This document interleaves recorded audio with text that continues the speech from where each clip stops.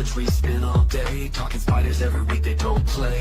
From the tarantula to the tiny mite, 8 legs of wisdom bringing truth to light. On the spider sense they break down the fear, creepy crawly legends are getting clear. For the love of science spreading wide, uniting communities in arachnid pride.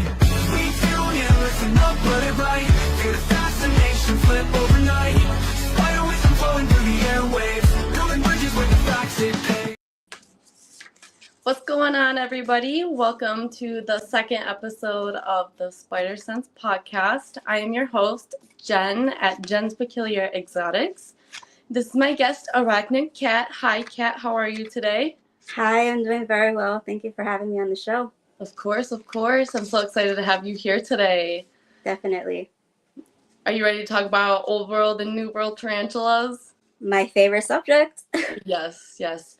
Really quick, I did want to thank all of the sponsors of the Untamed and Unhinged podcast. Thank you guys so much for sponsoring this channel, and Chris and all of us and everything that we do.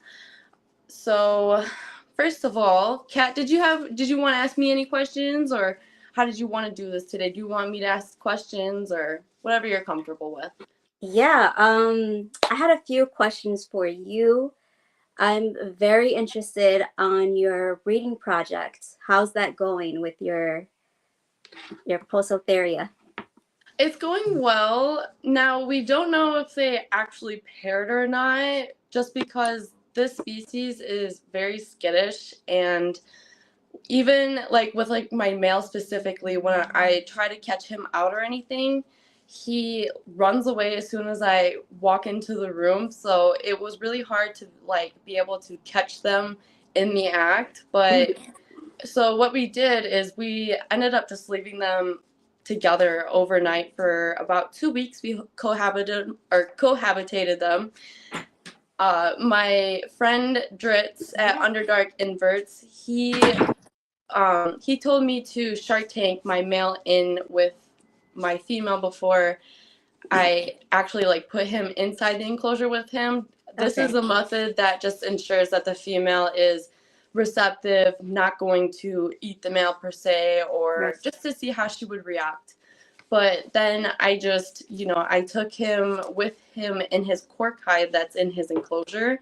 He hides in there, and every time I go in there, he just runs in there anyway. So it's just easy to pick him up with him inside it and set her inside the enclosure with her, which is why I went with a 10-gallon tank that was longer than it was tall. I mean, it's still good 12 inches tall for the boreal species, but it allowed me to Shark Tank him in there and also to allow them to be cohabitated together, because it allowed them to have space and do what they were going to do, So our female does look pretty plump. She does look gravid, so we are crossing our fingers. We do know that this species specifically can take a long time to drop an egg sac, anywhere from 4 months to 8 months. It just all depends, and on the spider specifically. And so that is how my breeding project is going so far, and I already have plans to get my male darlingi, my mature male sea darlingi that just matured out, Oscar, a female from Dritz at Underdark Inverts as well. So I'm really excited about that. He's gonna put her aside for me, and when it gets warmer out, she'll be here. So I'm excited. He did say that he did pair her already, so if she does come here before she drops the egg sac, she could possibly drop the egg sac without me even breeding her. And that species specifically double clutches, so without needing a second pairing, so I could end up with 2 egg sacs. But the deal that we came to conclusion was, I would give him some of the eggs if she did, drop the egg sac with me rather than him. So.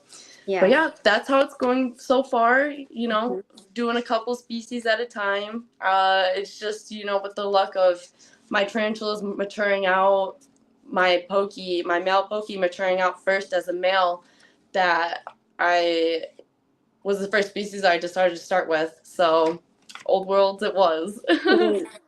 Now, do you have deli cups ready just in case? Not yet. But I'm getting them ordered. I'm getting them ordered off of Amazon for sure. But I do have like a ton of extra enclosures too. So, but you do still have like a good 30 days plus before they even are ready to be taken and separated. So, but yeah, I definitely for sure need to stock up on that. So thank you for reminding me. I need to add it to my list of supplies for sure. Yeah, that's Yeah. something that we need to keep in mind. Yeah, oh yeah, I want to breed. I want to breed. Are you really prepared for it? You got to think outside the box, and you need to be very prepared. You need deli cups, you need nylons, you need. Yeah, the nylons for sure. Yes. I do have those. So good. I know Mhm. every girl should have a pair of that. So Oh yeah. And I also do the wig caps too. wig caps. For like critter keepers and stuff, for like my Oh, okay. critters and things, Yeah. like the little pinheads they can get out. So I just, go to the Yeah. store and grab one of those. Yeah. So for the egg sac method, like once you get them out of the egg sac, do you do the deli cup in a cup method where you put the eggs on top of a cup on top of a water cup? Are you going to do Yes. that? You Okay. would need to incubate them that Right. way. Yep. And Oh, then you would need to make sure they're in an area that is warm. So usually you can put them up on a higher shelf, especially if like your room is warm yeah. generally. Because like I have a room, my room's always around like 75, 76. So the on the higher shelves, it gets a little bit warmer up there. So you just set them up there. Or Yeah. other people have different ways of incubating them. It just Mhm. depends on who you talk to or your own preferences for sure. Yeah. So yesterday I was actually talking to Juice from Juice's Arthropods. So I wanted to give him Of a course. shout out. Shout out to Juice's Arthropods, guys. Go check him out. But he was actually giving me a lot of insight on the breeding methods because I told him I wanted to breed Helena, my Theraphosa sturmi, Oh and yeah. he's like, "Are you sure? Do you know what you're doing? Let me give you some insight." I'm like, yes, please. So he gave me a lot of insight, and I was so thankful for it because it's a lot. It's a lot of stuff to take in. So hopefully by my end goal, start small, step by step with like smaller species that don't give a lot of babies, like titocatl, and you like your basic elbows, but start small. But my first old world that I do want to pair is my Ceratogaris mashali. I have two pairs, and they are male and female, and they're the same age. So once they mature out, I'm looking forward to that. For sure, for sure. Are you Yeah. ready to breed those? I'm a little nervous of my Saratogatas, but I have confidence. Especially after with the Pokies, they were not as intimidating as I thought. Like especially my male, he's just so docile in a way. He's just very shy, but that made it easier for me to like especially because the Pokies, I wasn't even prepared for the fact that like, they don't pair like your normal terrestrials. Like the Pokies, the mature male Poecitheria, they don't even have the hooks. I mean, not that I can even see. And then like their mating ritual is way different. Instead of going slow and steady, they're like running at each other. So it's Mhm. it's it's so different. But I wish I didn't know that before. But I'm kind of like the person that likes to learn as I go, though, for sure. Yeah. So if you did have to start with a new world, what new world species would you have to start to breed? Definitely the Aphonopelma calcodes, the desert blonde, because that is just the most docile tarantula you can start with, or an avicularia. That species does really well too. Just the ones that are real gentle when they mate, rather than the ones that are gonna for sure attack and eat the male. Those are the ones Hmm. that I get nervous about because especially with the males that I've raised myself, like I know that I would cry if I seen like my male get eaten. Yeah, that's something that it's heartbreaking, but it happens in the wild, and as much as you try to be there, be like a helicopter and just watch them. It just happens out of nowhere. Right. And you try to be there and it just, you know, but that's something that you need to, like, if you're breeding with someone and you're in that breeding project with someone, like, again, yesterday I was talking to someone and we wanted to breed Helena too, but for the summer. So we'll see. But I gave him, the rundown of how the breeding loan works, and he's like, please make sure my male survives. And I'm like, oh, totally, because I would want the same too. I want to breed Gotham. He's my baby, but it happens, and it's Right. You yeah, can't always promise that they're going to survive, though. yeah, You can always offer to return them. yeah. That's what the breeder I sent my mail to offered me as well. He offered that if he survived and I still wanted him back, I could totally have him. At that point, though, mine was so old that I was like, keep him. He's probably, if he got mailed back to me, especially because it's like winter, like where I live and it's so cold right now that, I just wasn't sure if he would even make the trip home. So I was like, leave him there. You can have him. And, that's kind of the cool thing about this community is we're willing to help each other in that way. Like, like if you're a keeper and you want your male to fulfill that purpose, we have breeders that will take them happily. Hmm. Yeah.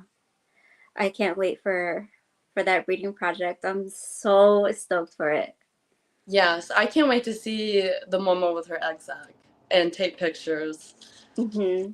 And just having that fulfilling, like, that desire to see them go from first instar to the third and then to their final, sling molt. It's just watching something go from A to X is like mind blowing, because you see something that's so microscopic and then it's like this 10-inch thing is like, Yeah, did that? Like, wow.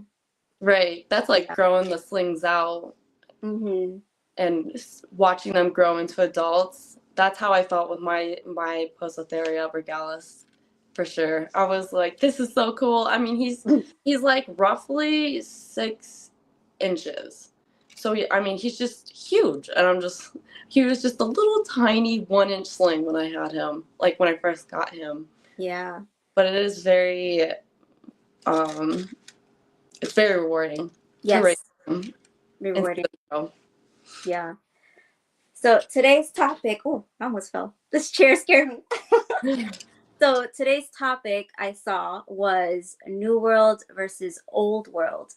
Which one do you want to take on first? Yes. So, um, we can, I guess we can discuss both of them at the same time, comparing them if you want to do that. Yeah, and especially for those who are watching that don't know. So what we're talking about is the different localities of tarantulas are broken down into two different categories, which are called Old World and New World. New World, Old World. So basically, what New World is, everything from the Americas, South America, that region, that's New World. And then Old World is Europe, Australia, South Africa, that region, and all the major islands. Yes, yes. Um, I'm looking at my questions that I have here. Um, I wanted to ask you, what is your favorite Old World and New World species cat? Okay, so I will start with New World. New World is top three: Grammostola, Aphona palma, and Acanthoscuria. Those are good ones. Yeah, and for Old World is Ceratogyrus. Um, I am stuck between the Poecilotheria. Well, okay, I'll just say it. Poecilotheria. I do like Poecilotheria, especially the Vitata. Those are gorgeous. Oh, yes. But then my last one would be hmm. It has to be the Chilobrachus. they're gorgeous, especially the Chilobrachus. Is it Huhini? Oh, and she's gone. She'll be back. Yep. Looking at the comments. Do we have comments?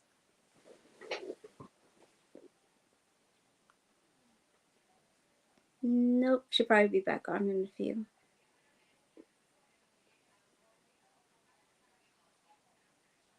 I don't know what happened. I think she got caught.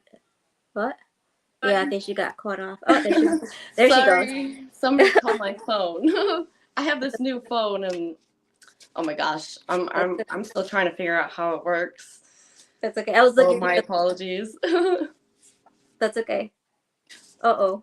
But so some of the key differences that I want to talk to all of you guys about today, about like especially with the difference between the old world and the new world species.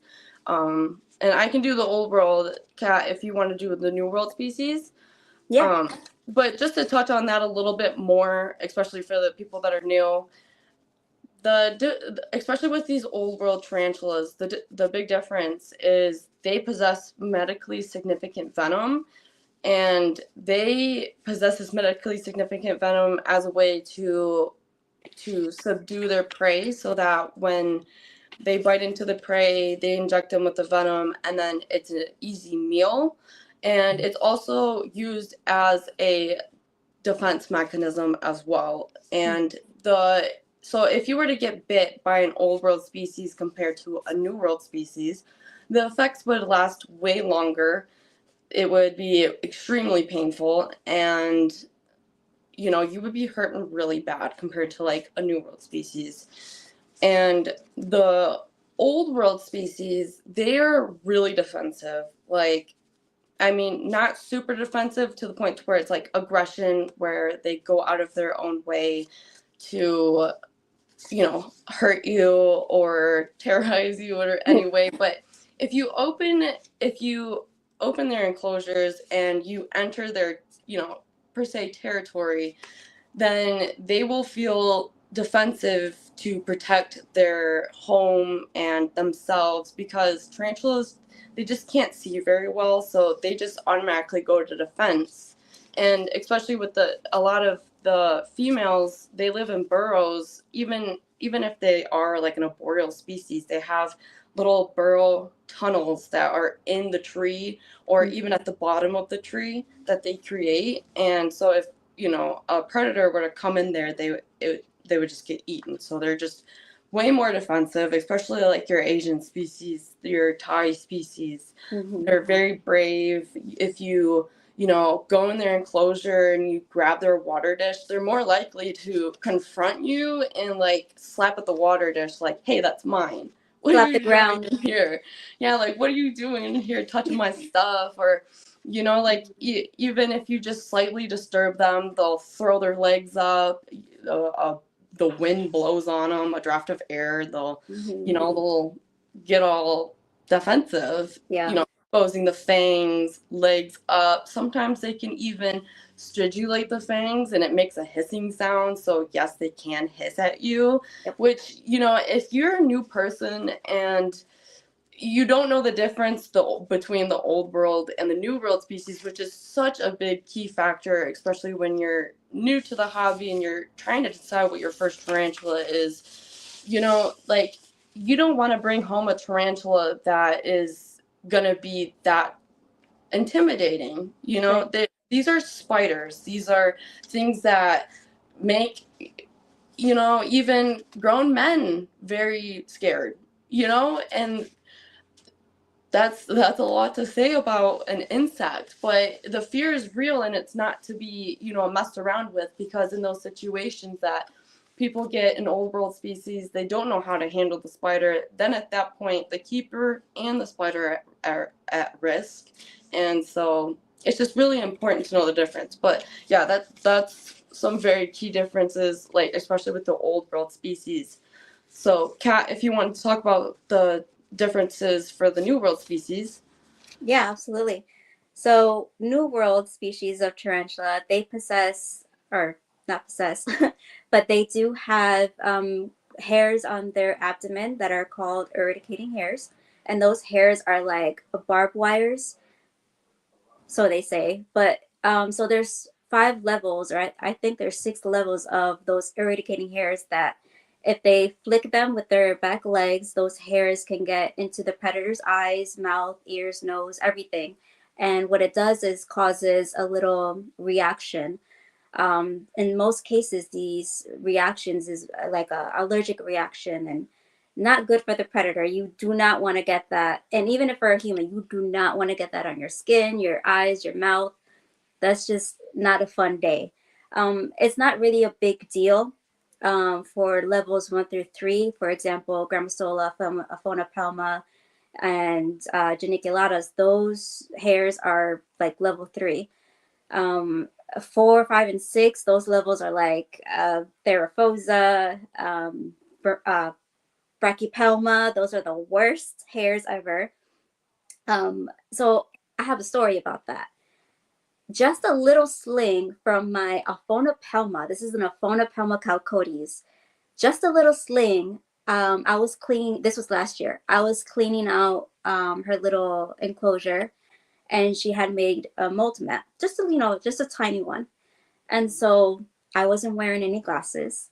And so when I was dumping out the old substrate to clean everything out, it kind of like slipped and all the dust went up in the air. And I'm just like, I didn't think nothing of it.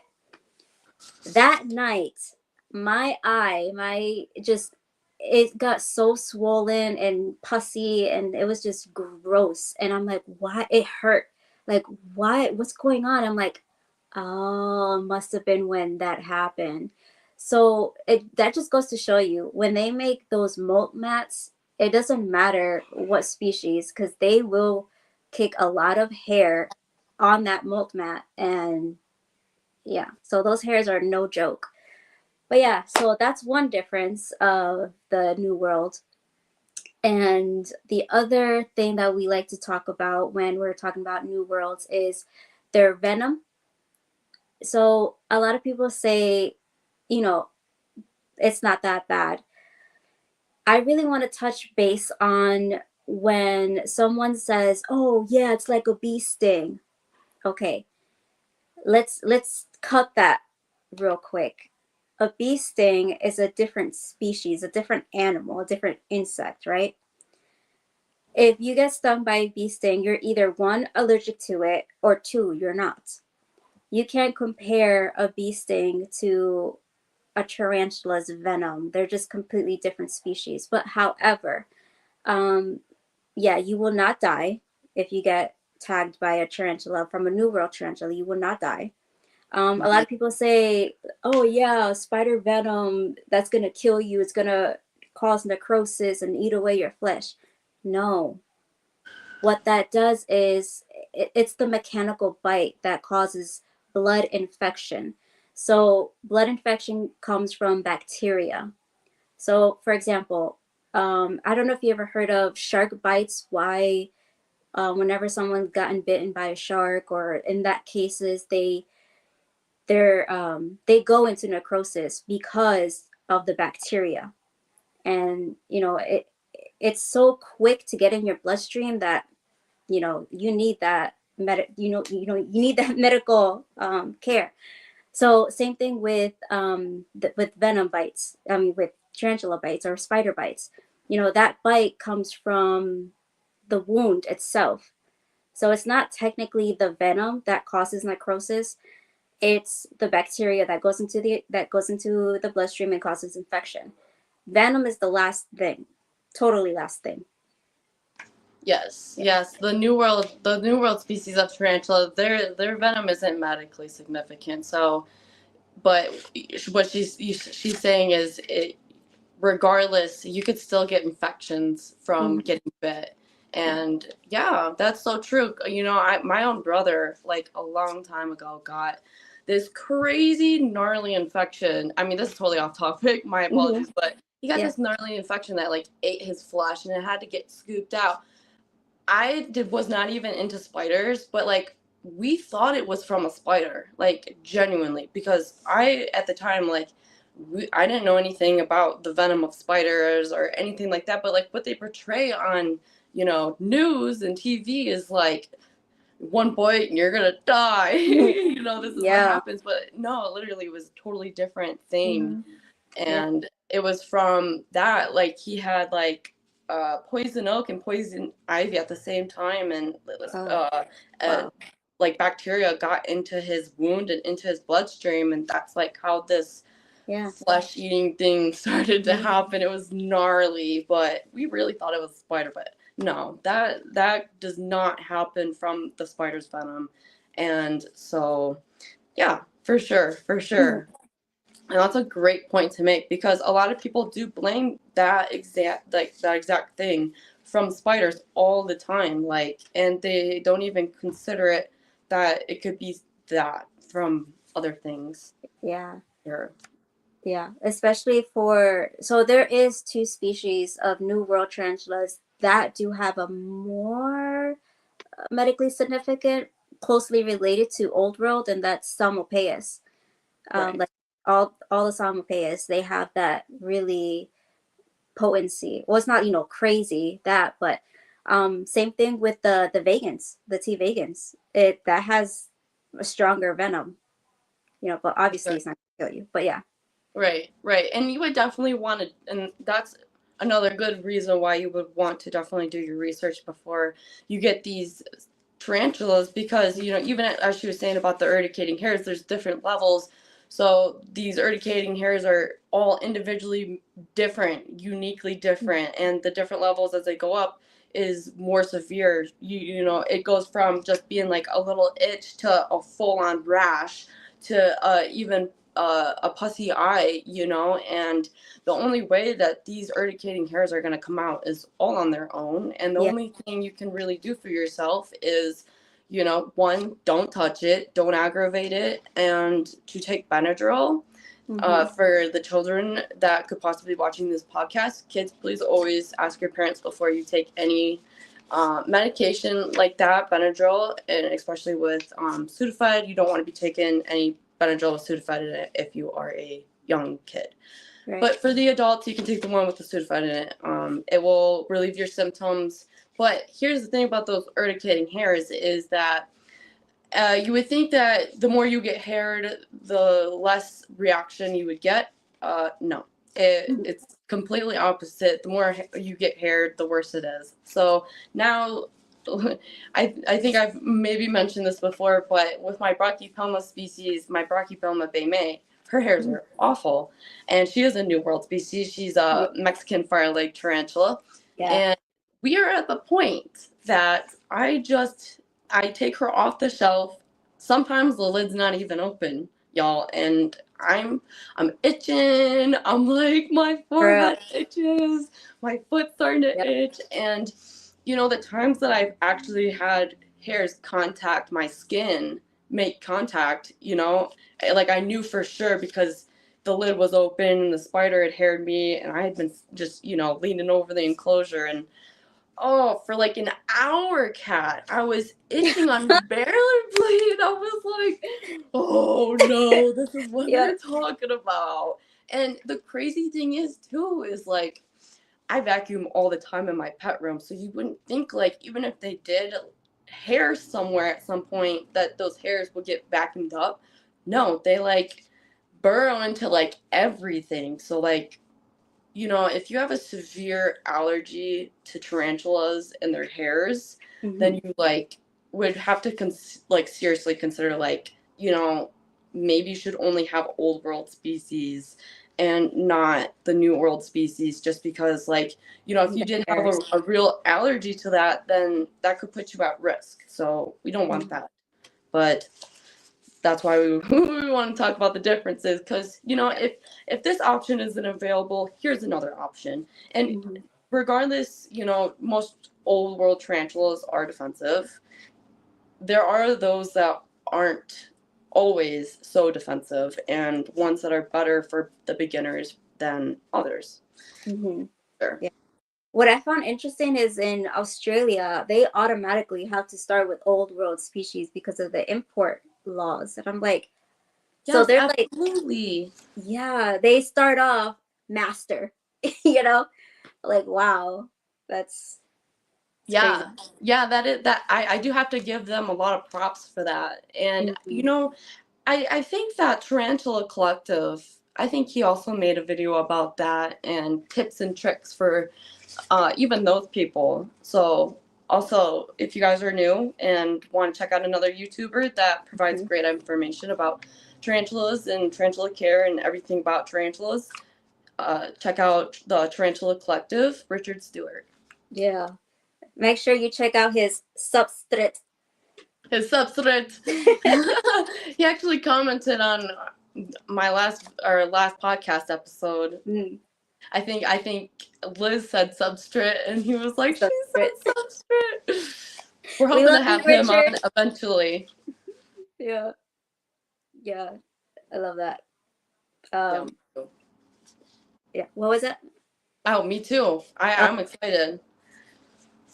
hmm I like that too, how when in Australia, before they, well, this is what I heard, but before they start getting into tarantulas, the old world, they have to get that level of expertise through spiders, like regular, like true spiders. That's one Right. way. Yeah, that's one way of, like, I have a friend from Australia. He said that the way he started was through the huntsmans and even the funnel webs. And I'm like, you're That's daring. insane. That's insane. To Yeah. start with that, that's really brave. Yeah. But he only had like heteropoda and Parpata, which is, I love those species. But yeah, those are, they're pretty easy, you know. They're easy going, but they still teleport. Oh yeah. Oh yeah. Yeah, they still run pretty quick. Yeah. So I Yeah. give them props. Yeah, me too, for sure. Mm-hmm. And also the New World species, they're a lot more docile. So, I mean, in general, it always depends on the specific tarantula, of course. Mm-hmm. But generally, they are more docile. So instead of throwing the threat pose and stridulating the things and slapping at the ground and all that very dramatic stuff, they just will like scurry away. They will hide in their burrow. They'll kick hairs at you if they have them. The avicularia species, the arboreals, and their urticating hairs are harder for them to kick off. So instead of flicking urticating hairs, they actually shoot poop. And like my Caribbean versicolor sling, That's true. for example, every time I feed it, it comes out and it'll do like a little happy dance, and then I'll go to like, get back in there. I've been shot with poop twice, and like the first Wow. time I was like, oh, what was that? Direct Like, hit. I was like, that's so rude. My Ave, she's not a tarantula. She's a, I don't know what she is. She does not act like a tarantula. She's a cat. Yeah, she's a cat. She's just like, hi, I'm okay, saying. bye. She's so docile. I'm just like, what are you? I love it, but Yeah. it's like, are you okay? I know. My little fauna palma, she's very skittish in that nature. Like, you take the lid off and she's like, what's going on? Yeah. What's going on? Yeah. The world is ending. And I'm like, it's fine, cat. She's like, no. I swear. Yeah. You can tell them calm down, but they Yeah. really don't understand. Yeah. They're it's always the same thing, regardless how many times, like, Elvira, Hi, Liz. my Veracruz red rum. Hi, Liz. She, like, every time I refill that water dish, man, or just put water in there, she's always attacking it. Like, she's like, yeah, I'm gonna show you. I'm gonna show you today. I'm like, girl, we do this every time, like twice a week at Yeah. least. Yep. Yeah. It's And fun. same with my Pyraminia, my Venezuelan sun tiger. Every time I spray her with water, dude, she comes flying out. she comes flying out, and it makes me scream every time. I'll be in here. Ah! Oh my god! They are teleporters. They are. Yeah, yeah. They're a little quick. Yeah, but that's a funny Mm-hmm. thing too. Like if like in the hobby, you can have the same species of tarantula. Like yeah, mine's docile. Like you can have an Aponoproma that's so docile, and then there's you with the same species, same age and size and everything, but yours can be like just Yeah, because I have a docile one doesn't mean that that person is going to be the same. Like theirs is going to be the same. No, every molt they have a different personality and a different, so that's yeah, something to keep in mind. yeah. And I mean, sometimes they don't always like molt out of it, but they can.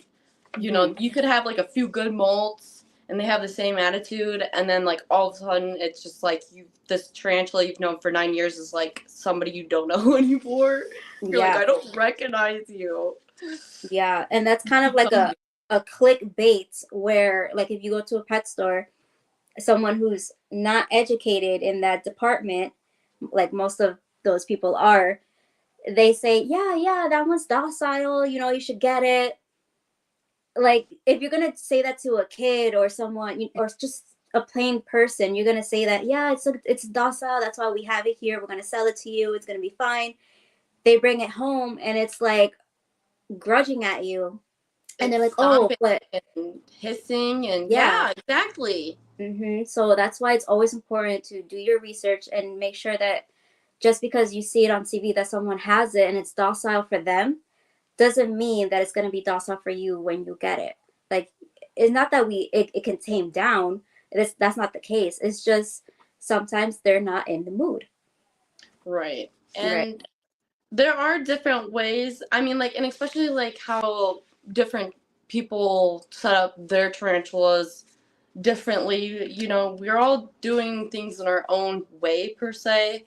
And, like, so if you're setting your old world species up where, you're opening the lid, or you're tearing off their web, you're in their face, they're gonna threat pose you. They're gonna feel really defensive. They're not gonna be they're not gonna just sit there and let you do things. So the more distance and the more hiding spots and the more coverage that they have, that they can feel Yeah. safe and secure in and feel like they have somewhere to retreat if everything goes wrong in their little Yeah. world, then yeah, they're a lot less defensive. Like my OBT, for example, her web is like perfectly just like molded to her enclosure at this point. And I kind of waited a little while to take the lid off. Like, especially with these critter keepers, I could just pour the water into her bowl or, Hmm. spray her through the ventilation.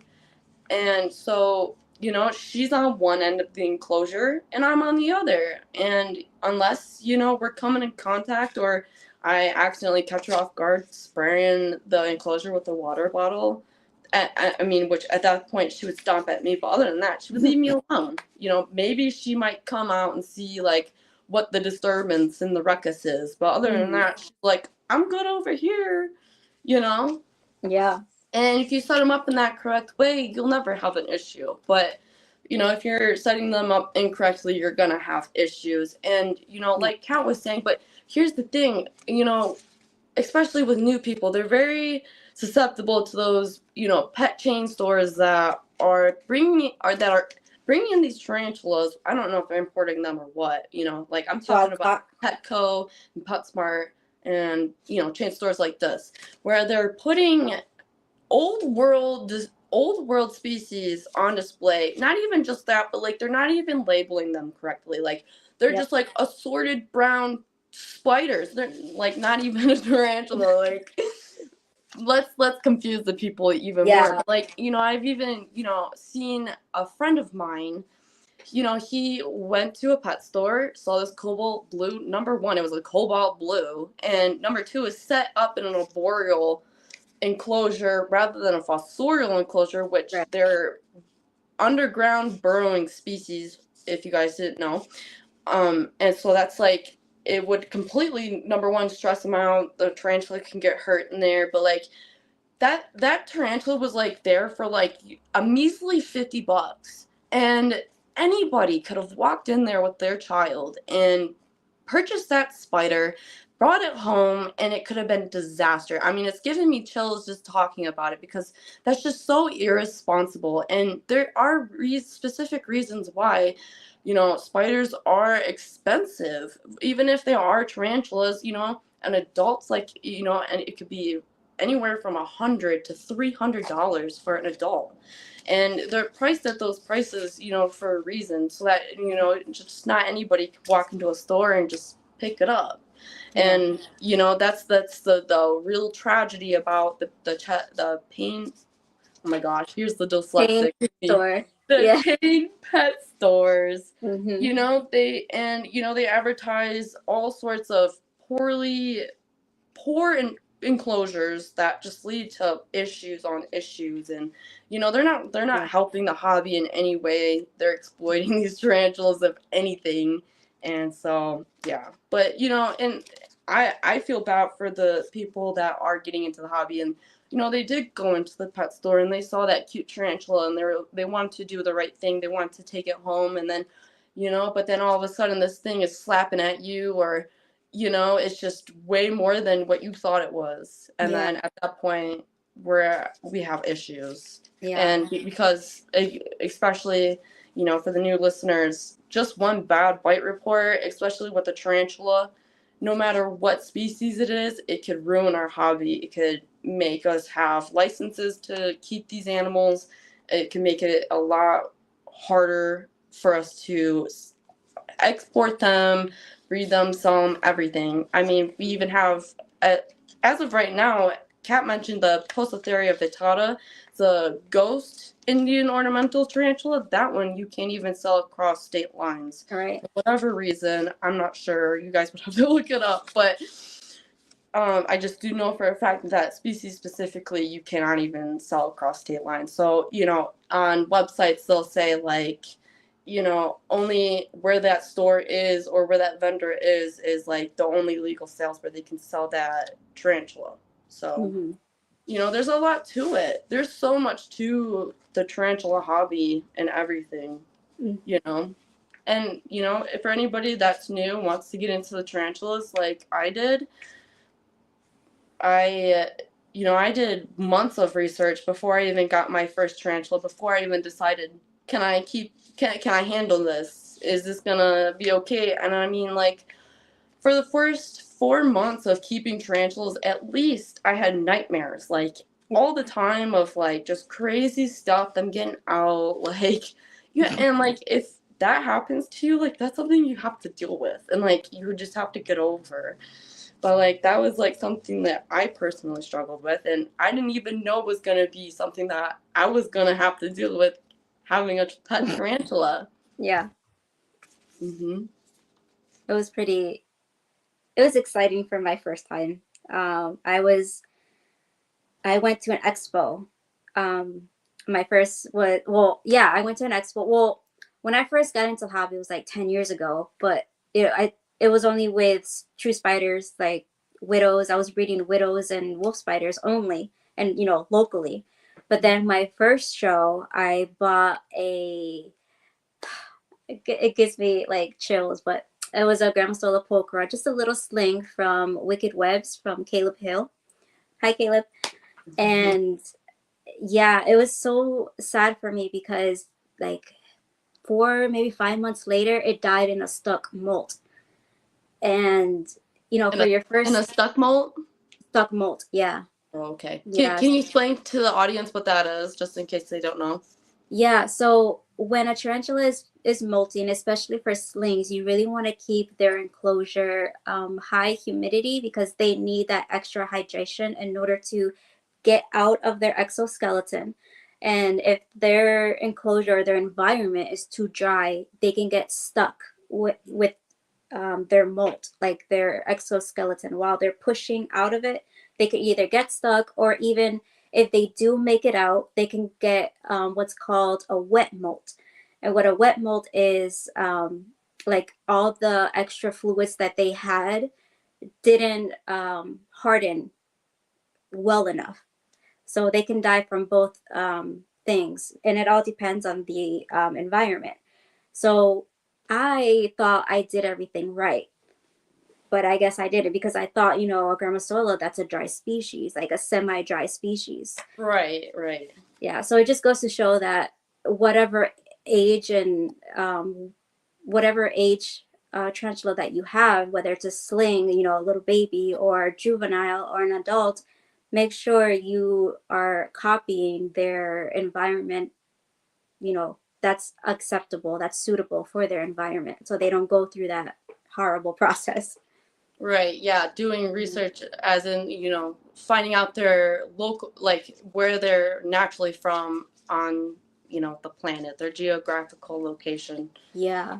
And mimicking that. But like, especially with the slings, they are so susceptible to drying out because they are like still little gummy babies. They're like little gummy bears. Like the Yeah. thing, like they're still very, fragile. They're susceptible to ailments, and another thing too, like even if you do buy a sling, like they're tarantulas have like hundreds of babies because there's a good chance that a good 75 to 85% of them aren't going to make it, or they're born with different things and they're not going to make it as long. So sometimes slings can even pass away from just that in general. Yep. But it is important to keep the slings especially warm and moist. Just like as if as if they were with mom. Mom's keeping them warm. She's rotating them. Yeah. So Liz made a good point. I saw that. That was nice. Thank you, Liz. what'd she say? She said that slings do have a waxy exoskeleton, so they don't maintain moisture as well, and that is so true. Yes, yeah, because they don't have that hard exoskeleton that the adults do. Right. Because like especially like you compare. This is like a good comparison because like the curly hair tarantula, they have long hair, so you can really see the difference between when they're a baby and when they're adult. Because like even when they're baby, like they don't have as many hairs as they do when they are adult, Mm-hmm. and they're not even nearly as long either. Yeah. They look totally different. And then one day they just molt and they look like a little beautiful unicorn, just all silver and shiny. These crazy looking hairs. Oh no! Are you okay? Yeah, you just said unicorn and my mind went to Ceratogyrus. Oh my gosh, yes, for real. The unicorn. Baboon. Yes. Or the horned baboons as the genus, because Yeah. there's up and there's backwards and there's forward. I don't know. There's 9 species of What? Ceratogyrus. No, Yes. I didn't. Yes. That's insane. I love them though. Mine's so feisty. Not feisty, but very spazzy, skittish. Ready to put those legs up and show me those fangs. Slap at you. Yeah. I'm like, I'm not here to hurt you. No. I know. I wish we could just tell them that it's gonna be okay, but they don't understand.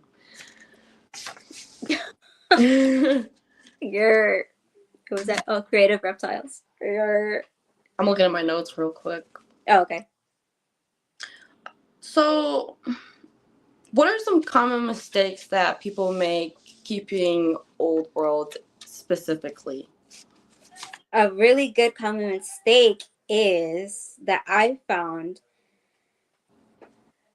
What about the tarantula that has that frog? Yes. Okay, the Brachypelma albiceps. Yes. So Nate from Micro Wilderness, he has kept Brachypelma albiceps for 12 years in that condition with the frogs. And it works, because in the wild, that's what they do. And so far, that's the only species that does that. So these frogs, they cohabit. with this tarantula. They both cohabit. I don't know in the wild if, you know, after they're done protecting them, that they're like, oh, thanks for the protection. Let me get a bite at ya. Yeah. You have to wonder. Yeah, so these tarantulas that live with these frogs, their cohabitation is like very mutual. So, you know, the frog protects the spider from bugs, and the tarantula deters predators away from the frog. Yeah. So like a bird that's coming at the burrow, they're gonna slap at them or something to protect the frog. But they work cohesively together. Well, and especially when they're molting too, they like stand guard Yeah. of the tarantula, because if you Yep. guys didn't know, when the tarantulas molt, and that's when they, their exoskeleton gets bigger, and they, come out of their skin. That's what, molting is. They flip over, Yeah. and they're exposed, like, for like the next 10 hours or however long it takes them to fully complete the cycle of molting, because they're, extremely vulnerable at that point. And that's why they also lay down like tons of urticating hairs if they have them, so that if anything, comes onto their web mat, they're gonna immediately get haired and Yeah. disperse. But yeah, I think it's so. I do wonder though if they do ever take a bite at the frogs, because tarantulas are known for eating small mice and baby mice. Mhm. So, and they are a good little Yeah. nutritious protein snack for the spider. I haven't fed any of my spiders pinkies yet.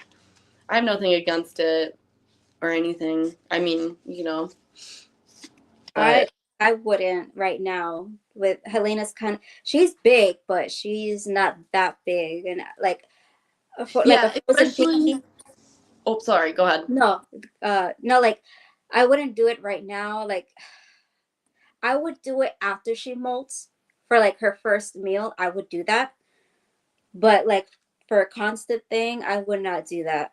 Yeah, no, it's not good for like all the time. It's Right. it's good for like, maybe like a couple times in their life, you know? Yeah. But what was I gonna say? I totally forgot. My bad. Okay. Hold your tongue up to your roof of your mouth, Uh-huh. and hold your breath for 5 seconds. Okay, what? Do you remember? No. What? When I have oh, there it goes. Take it back. Yes. So with like especially with your big bird eating species that get up to like 12 inches, they can be a lot to feed. Mhm. So just know that when you get them, they need a lot of food and a lot of nutrition. And so keepers will supplement their diet with the mice, especially with the bigger species. Mhm. But like Kat said, not all the time. Every once in a while is good, but not all the time. It's Yeah. like the same with like the Pac-Man frogs. It's good in low doses. Mm.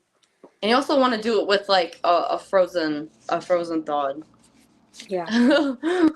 Especially frozen thawed. But I was thinking about the question that you had asked me about the common mistake. Um, so I was actually watching a Tom Moran episode, rewatching one of his episodes. That's another YouTuber that you guys need to watch for educational purposes. Tom Moran, I love him. But anyways, he mentioned that beginner old world species, like what are the top old world beginner species, and he had mentioned, what was it, I think it was the Stromatopelma. Oh my gosh, I'm drawing a blank here. Stromatopelma calcetum, something like that. The feather baboon.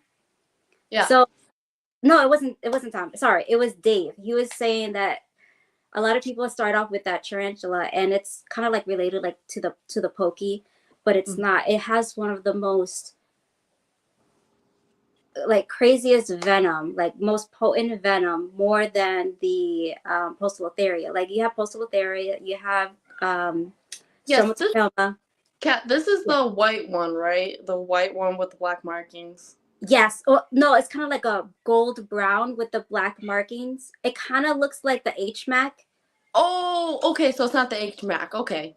No, no, no, Oh, no. The HMAC is white with the black dots on the okay. legs. I was just Yeah. making sure we're on the same page.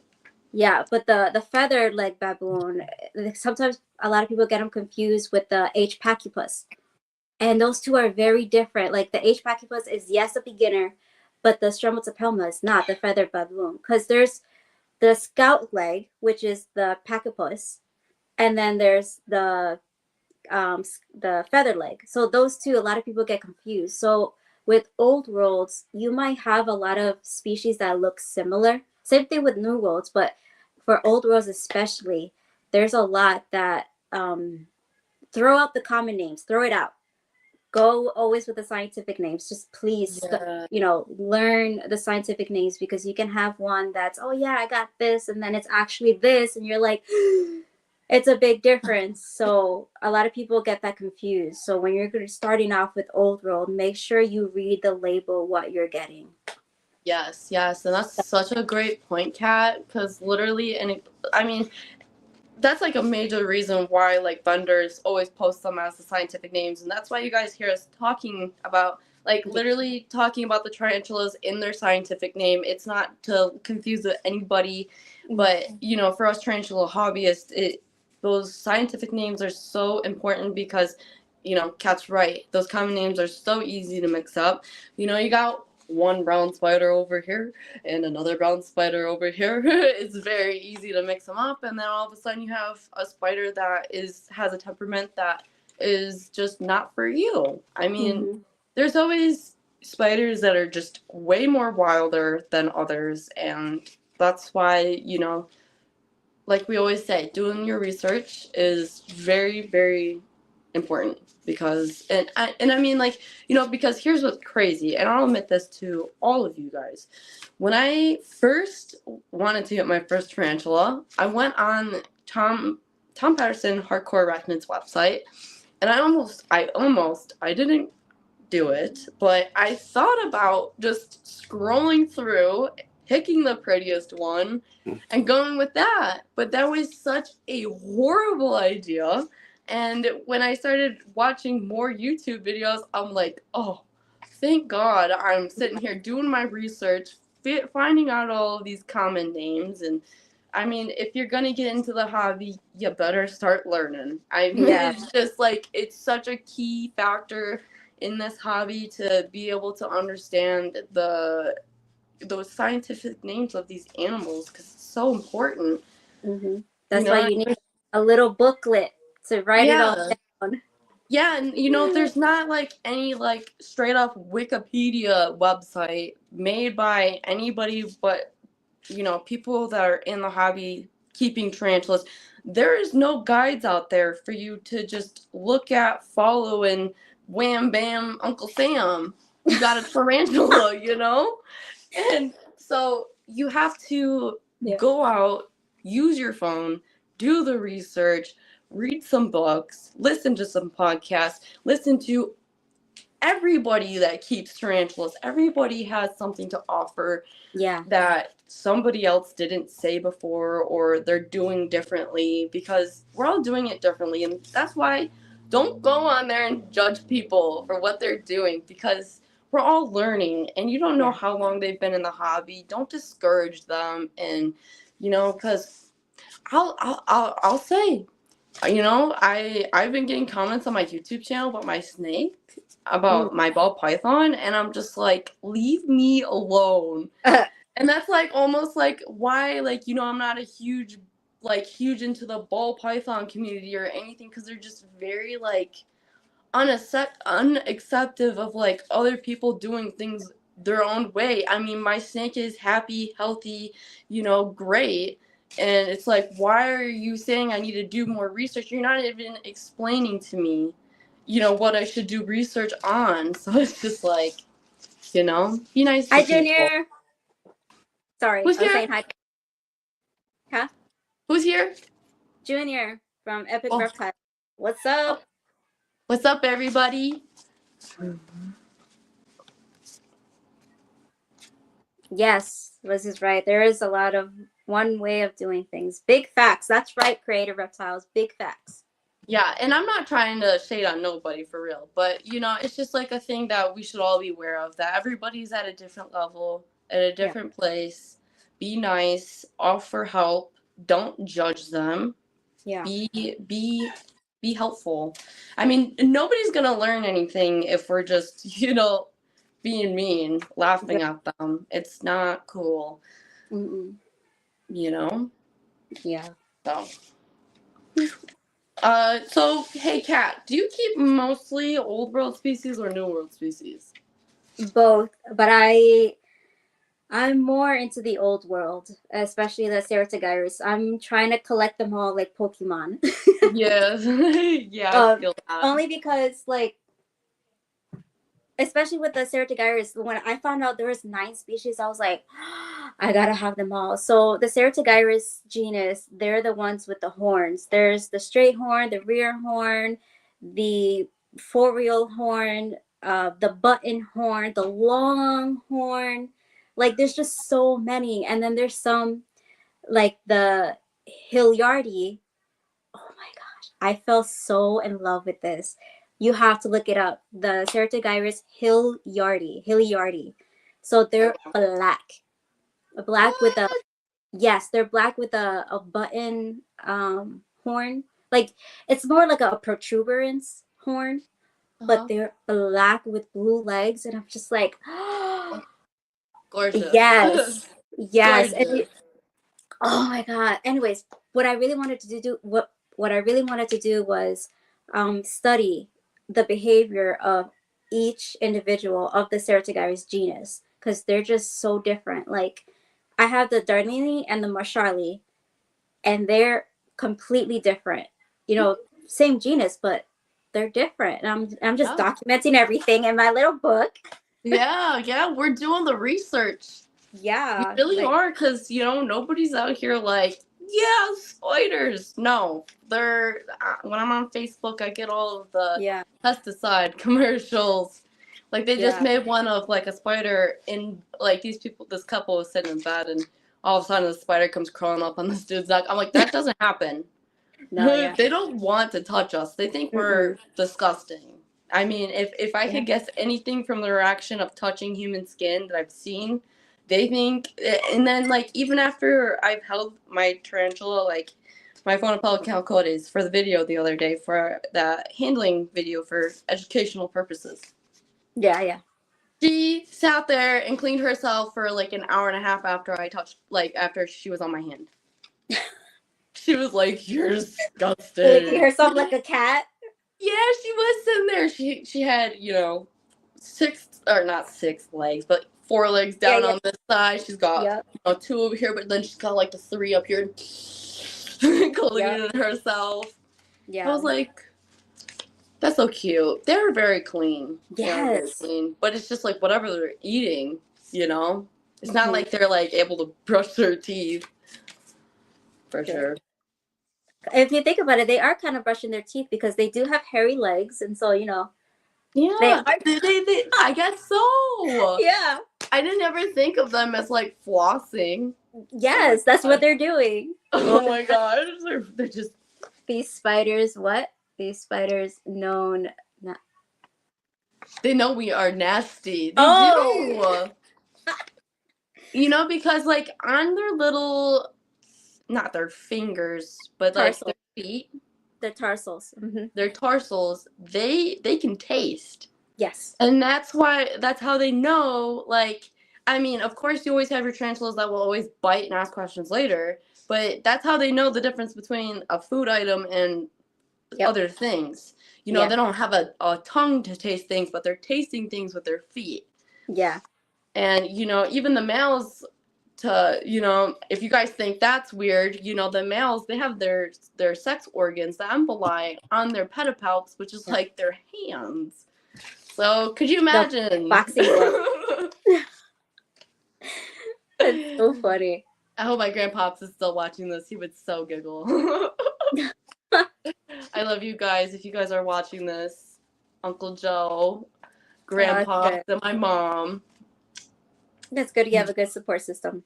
I do. I have a great family. We have a small circle because not That's everybody is as cool as us, but we keep it small, we keep it tight, and we keep it functional. We're all happy, you know. And good. the people that are not supportive, that's just on them, you know. Sad, but oh well.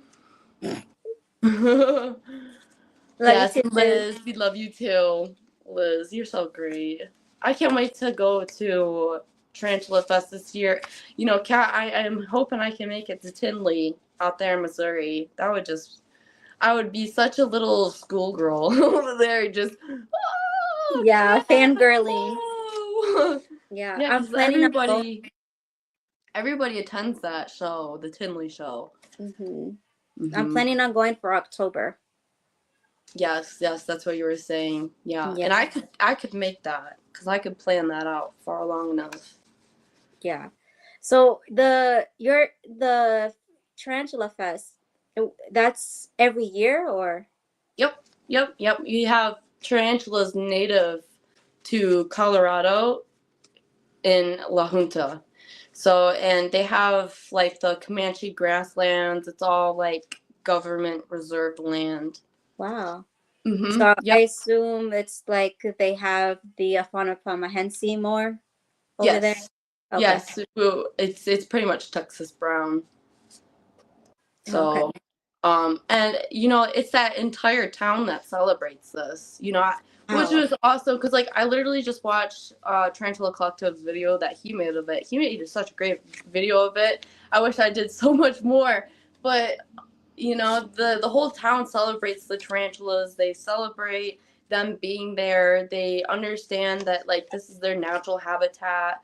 That you know they're not gonna like go and exterminate them per se. Like they're very treasured, and you know they protect them. And there's like different things you can do. You can sign up for the tours. You can go to the classes that they hold, and they teach you about tarantulas, the migration specifically, how they are doing their research, which they're like tagging tarantulas, not in like a like they just like attach it to their hairs, and then like after a while it falls off. Yeah, man, that sounds like my kind of town. Yeah, I know. I actually have a shirt. I love Oh, from it. there? Yeah. Yeah, I went there.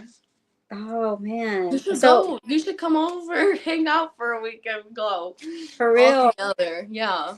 yeah, get the whole gang from the East Coast, go up there.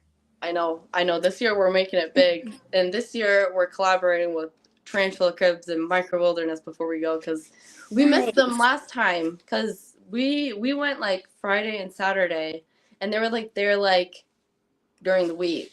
I think they were there. Mm, No, we went Saturday. They were there like Thursday and Friday, but that's okay. They'll be back.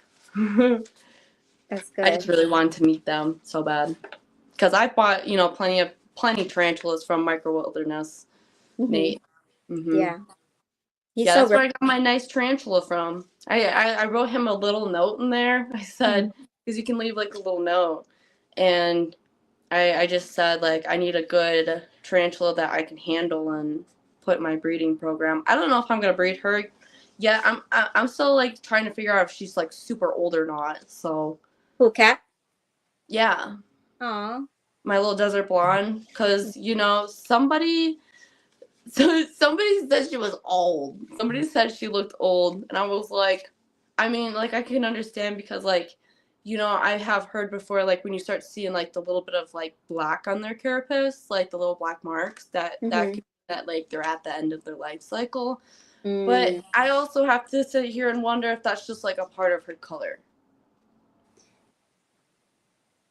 So, you know, see, Liz says she doesn't look old, and that's why I got in a fight with that person, because I was like, how dare you call her old? I And wish he there was was a way we could tell, like scientifically, how old they are. Just like, right. you Right, know. like horses, you can at least look at their teeth and tell. Mm, Tarantulas, like, you have to, like, see if they're ever gonna molt, or, you yeah. know, like, if they're, like, moving slow. The males are really easy to tell, because they just look old when they get old. Like, they're bald on their booty. Yeah. They don't do much. They're super chill. Not that you should handle them, but they are a lot more chill than when they were little youngins. Yeah. We both looking at the. But once they molt, it goes away. Yes, see? Good old wear and tear on the exoskeleton. Yeah, and she was wild caught too, so who knows what she had been through. Yeah. You know? And that's why, like, in the hobby, there are breeders that breed captive bred tarantulas instead of selling wild caught tarantulas. And this also helps with conservation efforts of the tarantulas in general, their species, because a lot of their environments is being destroyed. They have a lot of, predators that are easily able to eat them in their burrows. There's people. I mean, there's so many factors that they didn't have like long time ago that they do now. And with everybody going out into the wild, taking wild caught specimens, I do understand for the purpose of introducing a species that we don't already have in the hobby, to have that wild caught, bring it into the hobby and breed it. But to simply go out, pick up the tarantulas, and especially regardless, female or male, it's still detrimental to the native population of those tarantulas in that area. And so that's why these breeders are breeding captive bred tarantulas, so that we have a good amount of tarantulas available in the hobby, so that for people to buy and purchase at not super outrageous prices. A lot of these slings are ranged under $100. And so, and that contributes to the conservation of these animals as in general. And so, like, so that's. Go ahead. Sorry. So that's why when we say, oh, tarantula people in the hobby, they just want it as their pets. No, what we're doing is real work. Yeah, you have those that just want them as a pet, but there's a large majority of us that are trying to breed these animals because they provide so much scientific research, so much stuff that we need from these animals. So what we're doing is conserving them. We're providing good homes for them. We're providing all the natural things that they missed out from, people bringing down their natural habitat. Like Liz said, we are their advocates. Like you said in one podcast, we are their advocates.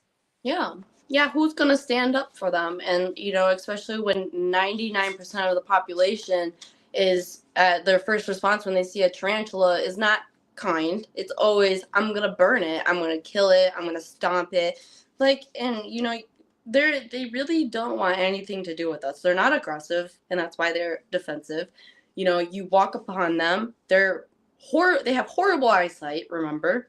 And so, like, their automatic reaction is defense. If you had been hurt enough times in life, your reaction would be defense too, as a human. But, like, that's their natural state.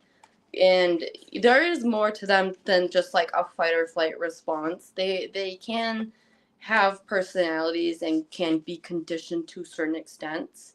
But, with all of this misunderstanding, us, like Kat and I, Liz, all of the people keeping tarantulas, I mean, just as, a hobby or even, a way of living, we're doing the research. We're doing good things for these tarantulas, and, we're not hoarding them. We're not keeping large collections of them because, we think it's cool, or, it's the thing to do. Or no, if I thought it was like something like that, then majority, or even anybody, then majority of people wouldn't pour their life and money and hard work into these animals, and people have to remember that. Facts. The more you know. The more you know, and exactly, like, And you know what? I'll share with all of you guys something that like even like Liz and I encountered at Tarantula Fest. You know, like we were there, we were tarantula keepers. We have tarantulas. You know, when we're out there, we're having fun, and I mean, not that it wasn't fun after we came into contact with this group of people, but they really didn't understand, and they were really negative about like tarantula keeping because they didn't keep tarantulas themselves. They didn't understand the nature of these animals, and Mm-hmm. you know they just knew what most people naturally know: ew, gross, kill it. Yeah. And they're like, you keep hundreds of them, and we're like, yes. And the crazy thing is, they really think that we have them like crawling around, free ranging in our house, which is so not true. No. So not true. I mean, like, let's be honest. One time I had a daddy long leg in my house, and I was like, "Oh, cute. We'll keep it as like a little free roaming house spider." Next thing you know, I get out the shower one day. I accidentally stepped on it. That's exactly why. I got dogs. People have babies. People have little kids. Yeah. Other things in the house. I mean, I have a vent that is exposed that if a tarantula were to touch it, it'd burn it. You know. Yeah. So even if we were like that, it wouldn't work out well at all, and we would be itching like crazy. I mean, they would be leaving trails of hair everywhere if they have the urticating hairs, and you know, all of a sudden you go to use the restroom, you got a little old world species of tarantula hiding under something, and you spook it. Y'all are both screaming. I'm telling you. It's gonna get be out a of the shower. dookie. Yeah. It'll be like the scene from Home Alone. You ever see that part from Home Alone with the I love that. My favorite part is when they put it on his face and he just screams. I'm like, how did you guys do that? Like, for real. Like, how did you guys even get that scene? Because, like, you know, I mean, I'm sure you've seen it. Like, if I scream or make a big noise around the tarantulas, it kind of like spooks them. Especially if they like are responding while I'm screaming, it like freaks them out even more. Yeah. I'm like, I'm so sorry. We scared each other. And you know, for the people that are watching and you're like, why would you keep an animal that scares you like that? I don't know.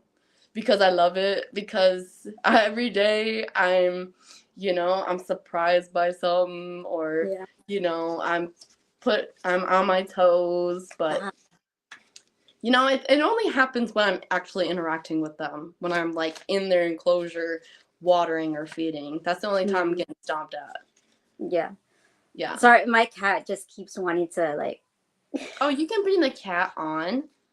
It's okay. Little kitty. Yeah. I love my cats. My tarantulas are my baby, but my cat is that's my king. Yeah. Same with my dogs. My dogs are my kids, but my tarantulas are my babies. Yeah. Yeah, what Liz said, the adrenaline rush. Why do people do motorsports? Why do people skydive? Because I like that adrenaline. Mm-hmm.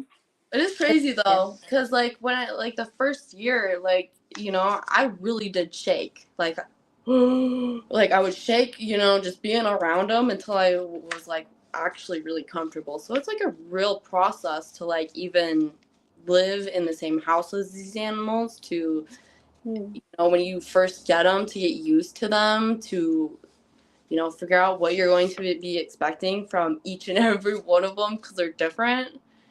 But, you know, and I do admire the people that love and appreciate tarantulas, and they have like, just like, you know, like a couple, but like, you know, their enclosures are super nice, super enriched, and that's beautiful. Yeah. I love that. Like, yes. They take their time. Capricorn, yes. Yeah. That's like, and it's not just a hobby, that's their like therapeutic way into like escaping from the outside world. Like, I need to be in this world, put a little hide, make it super lavish, and you know, like a 40-gallon, they'll just make it so beautiful. It's just it's so, and what's that, exhilarating to see someone take the time. That's art. That is literal art.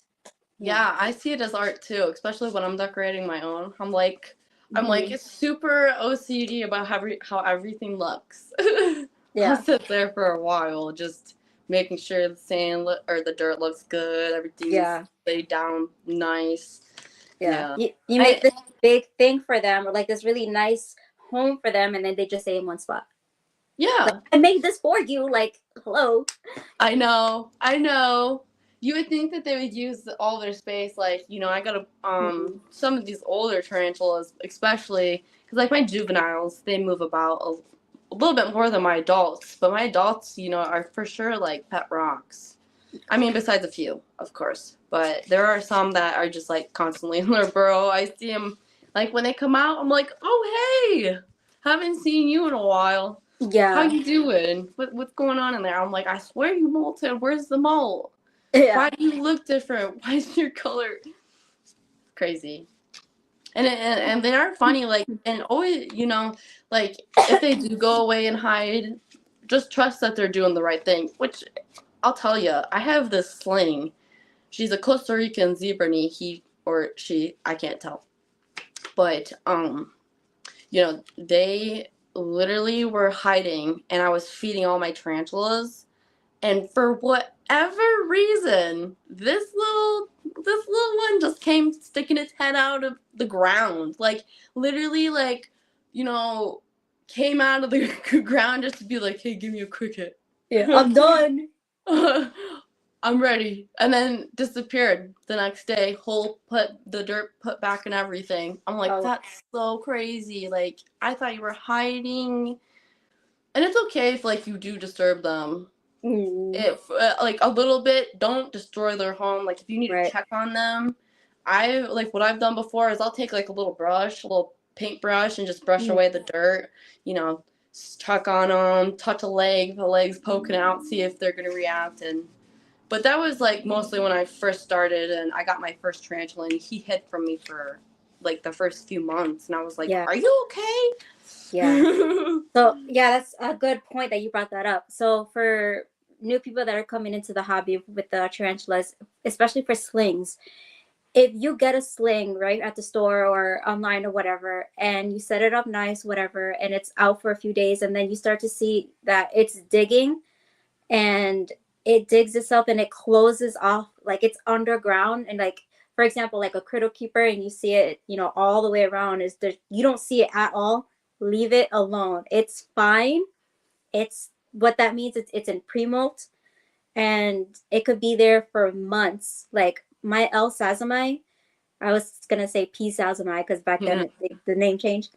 So my L Sazamai, it I don't even know what the common name is, but it's like a purple blue tarantula. It's a New World tarantula. But anyways, when I got it, I had bought it from Petco, and it was labeled as a Phonopemba Simani, and I was like, oh, cool, a Simani. Mm-mm. So I thought it was a Simani, and when I got it home and I brought it home, it made its burrow, and it was there for literally 5 months. Did not open it, and when it finally opened its hole, it came out, and it was not a Samani. I was like, "What are you?" And so Yeah. I had contacted one of my friends, Kelly, from KF Invertebrates. Yeah, Kelly. Yeah, I'm like, Kelly. I stopped a picture and I sent it to him. And I'm like, "What is this? This is not a Samani." And he's like, "Nah, bro, that's an El Sazama." I'm like, You're "Whoa, like, oh why did my Petco do this?" gosh, Yeah, I got scammed. yeah, Yeah, and that leads to another point why we keep so many is because they do go underground for like months at a time, weeks at a time. yeah, Sometimes they like disappear, and you're just like, you just have to trust that they're gonna be just fine. Because yeah, I'm like, where did you go? What are you doing? What's wrong? Like, you yeah, know, makes me helicopter parent a little, but that's okay. yeah. Especially for like the fossorials, they're automatically underground. Like I Yeah. got from Tom Patterson the bee Limpopo. Yeah, Limpopo. I love that name. So it's a black a small, it's a dwarf tarantula. It's a old world too. Cool. And it's a fossorial, and I have it in a little tarantula cribs. And like for the first 3 months, it was underground. I'm like, oh my god, are you okay? It's a sling. What do I do? Like, I mean, I obviously know what to do, but I was so scared because it was like microscopic. I'm like, okay, it'll come out eventually. Just keep in mind, eventually it'll come out. Yeah. It finally came out, and I'm like, I don't have any isopods. I don't have anything to feed it. So I had to go to the store and get some like the isopods, and I put it in there, and it finally ate. But I finally got a clutch of crickets, of baby crickets. They Woo! finally hatched. I was like, yes, thanks That's to awesome. yeah, Juice from Juice's Arthropods. He helped me like he helped me through the process of how to do it, and I'm like, yes, it finally happened. They hatched. So I fed some of my slings the other day, the little crickets. Yeah, yeah, yeah. I like to feed them the little crickets too. I just I just pre-kill mine and I just leave them in there and Yeah, they'll scavenge. yeah. It's a great way. The drumstick. The little drumstick, the cricket drumstick. I know. I think that's so funny, like, but it's also so weird.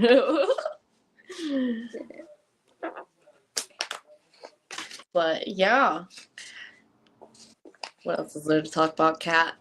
I had some ideas in my head, but of course, as soon as like I'm about to say them, sometimes they just whoop, leave the Oh, station. oh, I thought you had written it down. No, it's all up here. Oh, okay. I have my notes from New World and Old World, like species that I have listed here. Mm-hmm. That I had written down that I wanted to talk about, but I think we got through it. Well, not all of them, but yeah, some of them. Yeah, most of it. I mean, a lot of like the questions that are like, basic, the basics. Yeah. Oh, that's a good one. What rehousing methods? Ooh, that's a good one. So I was talking to Phil not that long ago, Wellington Exotics. So he brought up a good method. The I don't know what they're called. The nets, the butterfly nets, like Yes. big, or like the you use it for like putting laundry in, those big mesh nets. Yes. I don't know what they're called. But Yeah, anyways, no, they're called butterfly nuts. that okay. You would buy a butterfly nut if you were gonna get the same one. Yeah. So The rehousing methods for old world species, the yeah, you ones can that use are super fast. This is an option. yeah. You put both enclosures in, and then they don't really have that much space to get around to escape. So you have that little bit of time to work with. Or I'll show you this.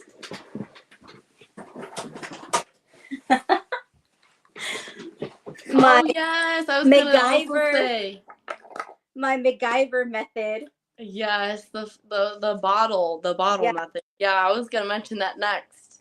Yes. That's perfect because you can just tickle the spider into the bottle from one side and then just open it. Yeah, and you drill little holes so you could put the paintbrush in. Mm-hmm. Wait, I'm gonna do this like a commercial. For old world species, for what is it? Rehousing methods. Okay, wait. Take two. For old world species of rehousing methods, try the Tropicana MacGyver method. It works great because you never with that method. I mean, you could still come in contact with the spider, but like as long as you get the cup over the spider, yeah, and then you get it in there, you're fine. Then you can just tickle it out. Yeah, and yeah, with the butterfly nets, especially like if you're like in a big house, and this is especially for like your really fast species like your pokies or even like your true spiders like the huntsmans that literally teleport. You use these butterfly nets to keep them contained because they move so fast that like it's too quick for your own reaction. yeah. So then instead of being loose in your house and being in danger of and endangering other people per se, because that's how I think of it. If the spider got loose in my house, my dogs are in danger, it's in danger. But you know, it gives you control over the spider because like even if it's in the net, you could still cup it and then place it over the new enclosure after you poked it out of its old enclosure, and then you know, poke it out of there and then slowly enclose the lid. That's a good way. I've also just rehoused like my Postotheria regalis Louis, like when I had to rehouse him before he matured out, the way I did it was, you know, he was like on the other side of the cork bark, and I have like a small closet, so that's where I went in there, and I was in the closet, so like if he like ran away, then I could easily cup him. And but also when I just like pulled him out on the cork bark, he didn't seem to leave that cork bark. And so I just kind of like free-handed like get in the new enclosure, just Yeah. Get yeah. in there. But we were dancing. We were dancing like a A man tango. with a bull in an arena. I was freaking out. He's freaking out. So it was really stressful. So that's why it's a good thing to utilize those different methods with the cup and with the butterfly net, so that you're not literally crapping your pants because Uh-huh. your Yeah. girl was scared. Yeah. But the most important thing is when you're rehousing or just, you know, getting in there to do any kind of maintenance, is the important thing is to remain calm. You're calm, your tarantula will be calm. Yeah, for Yeah. sure. For Yeah. sure. And especially if you're not like, you know, yelling or breathing on them or, Yeah. you know, just making loud noises. They can feed off that energy. Yeah. And Mm-hmm. for safety measures for yourself, especially for New Worlds, for those that are kicky, like a brachypelma, Yeah. gloves. No, not The so much, but urticating hair. gloves, mask, and eyewear, especially for Theraphosa, brachypelma. Yeah. And that's, you know, some people joke that it doesn't do anything. It absolutely does. It protects your face, your skin, your eyes, your, Yep. you know, because like with the New World species, with especially with the ones that do kick the hair, that is important to like put a bunch of clothes on and Yeah. don't touch your face and keep your distance, like especially after they kick a bunch of hairs, don't sit there and like breathe it in, back off, let it settle down a little bit. Yeah. And then, you know, if you get haired, which majority of the time when they kick a hair, you're gonna feel it, A little itch, but a little itch, but like I mean regardless, you're still gonna know they kicked some hair, you know. oh yeah. Yeah, you'll be itching Yeah. for sure.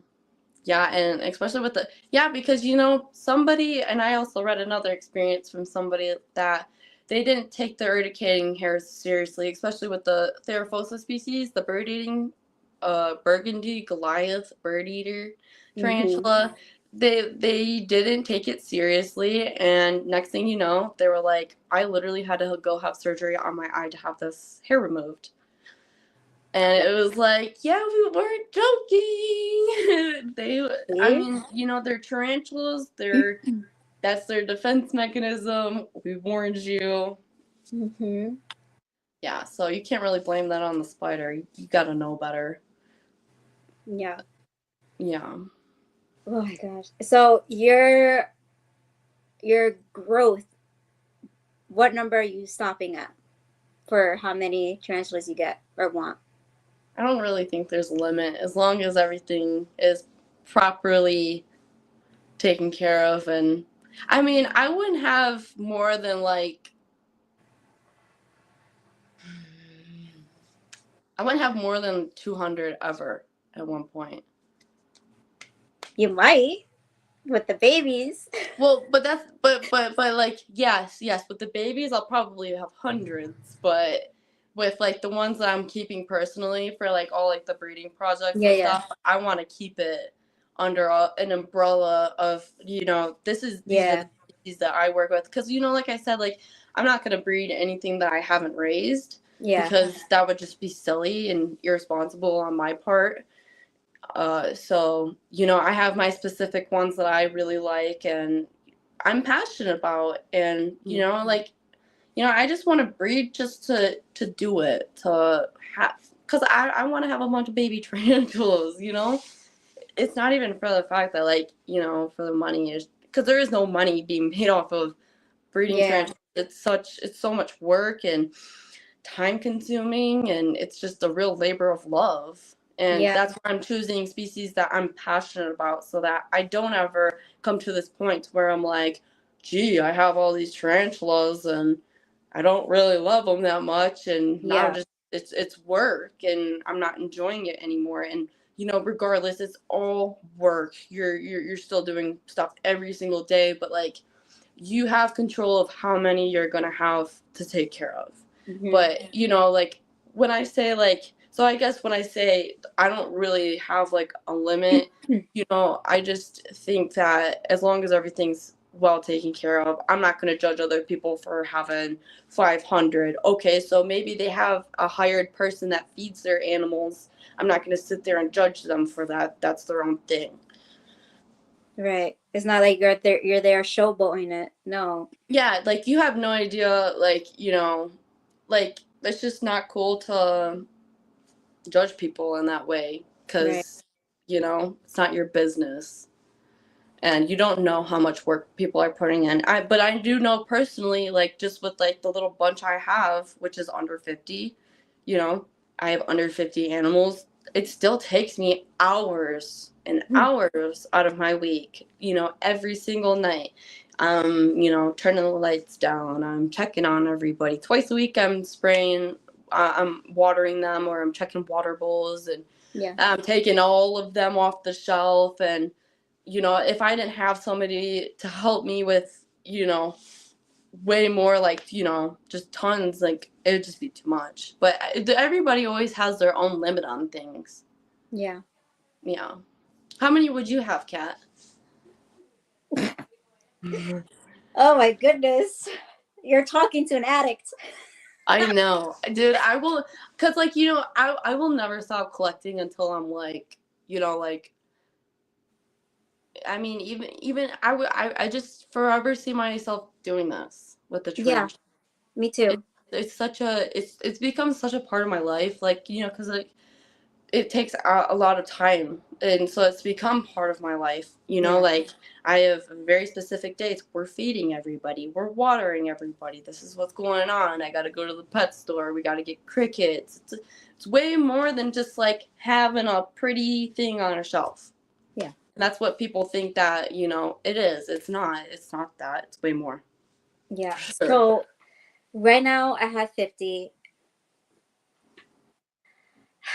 I know that some people will be like, "Oh, but what if you want to get married?" And they're And gonna you have to better deal like with them that. spiders too. Yeah. That, you know, this is why I'm single, because there's just, anyways, I don't want to get into that. But like, I say I do were, understand. huh? I do understand, though, where you're coming from. Yeah. So like, say that were to happen in the future or never at all. I, this is not just a hobby for me. This is, my therapy. This is what I love. Like, if say I'm talking to someone and they're like, yeah, I love cars or I love my dogs or whatever, I'm not going to say get rid of it. No. Like, Yeah. so if you're coming into my life and you know that I have this, and you're going to tell me, oh, can you like tame it down just a little? I'm like, bye. Bye. Literally. Yeah, Yeah. and well, that's also like a thing with like keeping tarantulas in general too. Like, before you go buy that spider, Hmm. if you live in a house with other people, even if it's your girlfriend, your boyfriend, whatever, make sure they're gonna be okay with it. Like, seriously, and especially like with your parents, don't do that stuff to them. You know, don't surprise them. Don't Yeah. think like they're gonna get over it. No, because like we say, the fear is so real with these tarantulas for some people. Like, the phobia, it's a real phobia. I mean, like, I could see somebody literally like having a heart attack. Like, my grandpops is not allowed here because I am so scared that like my tarantulas will scare him so bad that like he's just gonna like, oh, you know. And he's at a good age, but like, still, I would never do that to him. Yeah. you know, you got to make sure like your significant other is fine with it. And yeah, and you know, if you have a lot of animals, you do have to consider it does like affect your life in that way. Like, are your friends gonna want to come over and stay the night at your house? If they Yeah. are seriously fearful of spiders, they will probably not want to stay at your house or come to your house. Yeah. And literally, like, you know, because like I have different reactions with my spiders all the time. Either it's, oh, that's very fascinating. I would not have that, but very cool. Yeah. Or that's so scary. Holy crap. Oh my gosh. I'm like, yeah, that's a tarantula, man. Like that is a big spider. And so that's Mm-hmm. why it's just, you know. Yeah, like my friend, she slept over a couple of times, and you know, she's not into that, but she loves what I do, and she has kind of gotten over her fear because she slept over so many times. Uh-huh. And I'm like, if she can get over that, then my significant other will probably too. Like that's my job. My job is to help people get over their fears, and say I do meet that the one or whatever, like I would want them to feel comfortable what I work with, you know, because these two are my babies too. But Yeah. if not, then bye, you know. Yeah. No, and you know, as I say that, make sure you tell your significant other. When I got my first ball python, I did not tell my hubby until after I bought the snake that I had bought a snake, and he was very on no snakes. Totally respect it, but I also was like, dude, I really want a snake. And like, you know, because like I had a ball python like a long time ago, but I wasn't able to keep it, and it was sad. And you know, like because my tarantulas are so not very like I can't handle them all the time like I can handle my ball python. They don't understand who I am. My ball Yeah. python does. But you know, like there were certain things that I did consider when I did pick Jaime out. How big is he gonna get? The males are smaller than the females, so I'm gonna go with the male. That's gonna stay relatively smaller. And you know, just doing research on like, you know, like hognose snakes, they're really stinky when they go to the bathroom compared to other snakes, like especially like the dumerals. So I took that into consideration, but I did bring home a snake, and over time he hasn't held Jaime yet, but he is like, you know, they're buddies, they're friends, they get along. You know, if you're with the right person, what I'm gonna say is that they'll love you no matter what. Like, you know, like Yeah. he loves me enough to be like, I will tolerate the snake in the house. Oh, that's good. You know, so like Yeah. if you find somebody like that cat, it is possible. But it's all about exposing them to things, and you know, constantly, and like you said, educating. Like, you know, Yeah. like because like my mom was, oh my gosh, you're gonna get that, you're gonna bring that in your house. Like when I first bought my slings and I told her that I had tarantulas, she was like, oh my gosh. Then she came over here last year, like late fall, and I fed all my tarantulas for her. She loves them now. She's like, let me see my grandbabies. Let me see my favorite tarantula. This one's my favorite. Uh, Bye. She remembers like majority of their names, not all of them. I give her credit for the ones that she does remember, but it is totally, you know, you can totally expose people to things enough and educate them enough to where the fear diminishes. mhm. But up until that point, you know, you're gonna have people being very. I've seen people. Standoffish. Yeah, I've seen people become very standoffish. Yeah, Mhm. yeah. Jaime is so cute. He's like my freaking baby. I love him. I literally will take everything out of my closet and just like set up a little playpen area for Mhm. him. Yeah. Cause like my room, it's got like so many spots where he can get hidden in, and like he gets stuck, or he's behind the gecko enclosures, which it's just, you know, it's too dangerous. So I put him in a controlled area where I can just like let him do his little snaky thing. That's so cute. I love that little playpen. That is so cute. Yeah, dude, I literally take him out like a couple times a week. and Yeah. let him exercise. Yeah, that's what I And do that's with Gotham too. right. Like, because, like, like, I have a limit number of reptiles, but I don't have a limit number of, like, arachnids, just because reptiles, they do need that emotional, Yeah, they need the to, stimulation. Yeah. yeah, Hmm. yeah.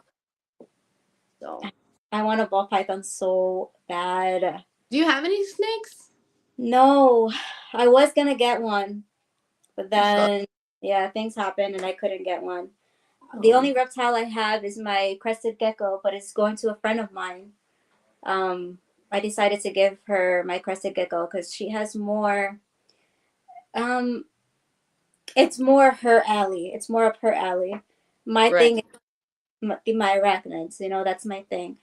Yeah. Um, I love my crested gecko. I love him, but if he can go to someone that's gonna give him more of a better life, like yeah, I do give him a good life, but someone who actually wants him, that's gonna give him so much better stuff. Why not? Yeah. So No, I get you. yeah, I get you. Because, like, like, you sometimes you buy a certain animal and it doesn't exactly fit, like, either, like, your schedule, your lifestyle, your routine, things like that. Like, hmm say, like, you work during the night and you're up all night. Like, maybe you don't want to have animals that are diurnal, which is active during the daytime, and maybe you just want nocturnal animals if you're going to be yeah, up all like, there's animals for everybody's lifestyle. And that's why we also will talk about reptiles, you guys, on this podcast, because they all of us, some of us don't have reptiles, but majority of us that have tarantulas do have at least one. So, and they yeah, are a very important part of, like, just like hmm bringing a positive awareness to everything. exotic pets Yeah, in general, everything. They all can benefit from being promoted together yeah, because they all benefit off each other in nature anyways. hmm Hmm. everyone has a role to play. Yeah, yeah. And it's so crazy because, like, once you got what I found when I got into the tarantula hobby was that I no longer wanted to be on Pandora.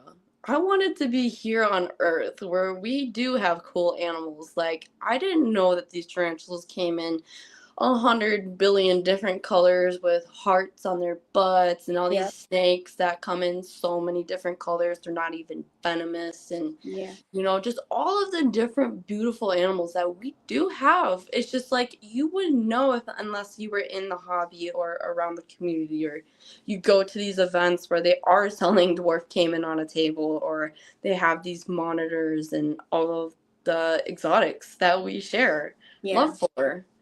Yeah. And even if you're not a person that likes spiders or anything, you cannot deny a jumping spider's cuteness. Oh my gosh, yes, that's such a great point. Yes. Like Yes, because they, I love mine. They do understand who you are and they will look directly at you. yes. I've even been able to feed mine on, like, the palm of my hand, if you guys have seen that video, but it's so cool.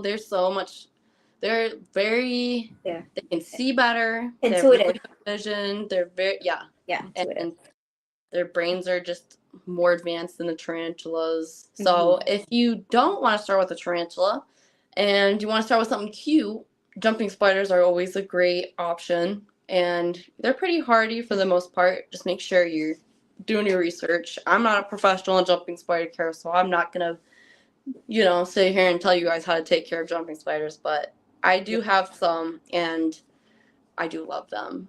Yeah. And because I do have, like, the Phidippus adox and Phidippus uh, tosis, or however you say it, local to, like, here in Oh, Colorado. So I okay. do have, like, I do have a female that, she was a little baby outside. I found her and Hmm. brought her outside. Yeah. And Don't if yell at me. She was a free spider. yeah. Hey, we all do that. But if you want to get into for who's watching, if you want to get into jumping spiders, check out Jess from House of Lee's Food. Ooh, yes. She knows her stuff. Yes. Yeah. Yes. And Tom at Hardcore Arachnids always has jumping spiders for sale. And he has, like, especially if you guys want specific colors, he's got, like, pictures of the specific jumper that's listed. Yep. So, and also you can go on Morph Market as well. They can dream. Yes, Wow. they can dream. Mm-hmm. Yeah, they are very advanced, and, like, they can even recognize you. They know who you are after a certain extent of time keeping them. Yeah. Especially if you give them treats. Yeah, I have given my jumpers watermelon before. Yeah. They like banana too. Do they? It Yeah. was so cute. They were, like, in such a daze while they were drinking that watermelon juice. It's like a vampire drinking blood. They're like in such like a, Like a sugar slushy rush. slurp. Yeah. Yeah, I was like, "Are you okay?" It was like my Watermelon high. oh my gosh, yes, yeah. Mm. Because like one day I was like, "Oh, I don't know when you guys are gonna expire, but I at least have to let you try some watermelon." So I got a slice for my jumpers, and I was Yeah. just letting them all try it. They all did try it. I am just noticing the background of What? our, like, I don't know if anyone else can see it, but the tarantula of the background, Yeah, is that a Hamori? I don't Yeah. know. I don't know what that is. It At looks like a first, Homori. at first I thought it was an Aurotum, and I'm like, no, I think it's a Hamori. Or it Yeah, could be a Smithy. yeah. The Brachypelma Yeah. species, the little Halloween spiders. Yeah. So, Kat, what are some good, like, what are some popular New World species and Old World species that you can think of? Okay. Popular. Yeah. So popular for New World is Homeoma chiliensis and Gramstola pulchra, Acanthus geniculata, the Hapalopus famosus, or the Hapalopus species Columbia. Those are the dwarf pumpkin patches. So that's like the most, that one and the C. elegans. Those two are the most popular New World tarantulas. Good thing that they're small. They don't get bigger than your hand. They're just literally like this size. Yeah. So like if you're starting into the hobby, start with a dwarf species, which is those two. Those are the best two. Yeah. And for Old World, popular would be Poecilotheria metallica, but I wouldn't start with that. I would start with my favorite, the Ceratogyrus genus. And this is one that a lot of people sleep on. The H. villicella. Those I don't think I've are actually it. seen those. Oh my god. Do you know, Gorgeous. do you know what their common name is, maybe? No, I don't. Oh, okay. I'll have to look it up later. Yes, the H. villicella. Oh my god, they're gorgeous. That Yeah. does sound really familiar, though. Yeah. And of course, the OBT. Yeah, that is a popular one. Yeah. Yeah, they are a love very my known OBTs. species. Huh? They are good. They are a very known species, and they are a good species to keep eventually after you have some experience. Yes. So OBTs are advanced for those new keepers. Yeah, every time I've rehoused mine, it's like she's super quick. They're not little slow tarantulas. They're pretty quick. Mm-hmm. Yeah. Yeah. I can't wait to grow mine out. I have 3 slings. Did you? I only have one right now. I only have like a one of a lot of species right now because I got a lot of spiders last year, but you know, I'm just trying to like put money elsewhere. Yeah. Different, like similar of the species. But that's you know why I'm trying to like buy females or males as I go. I always have males. That top shelf are all mature males, and then I do have a few suspect males, especially my Hapalopus pumpkin patch. All I have is males. Like, I need females. You know, I have a few females. I have 1 rack of females, but all of these that are here, suspect males, especially the top. They're all mature males. Yeah.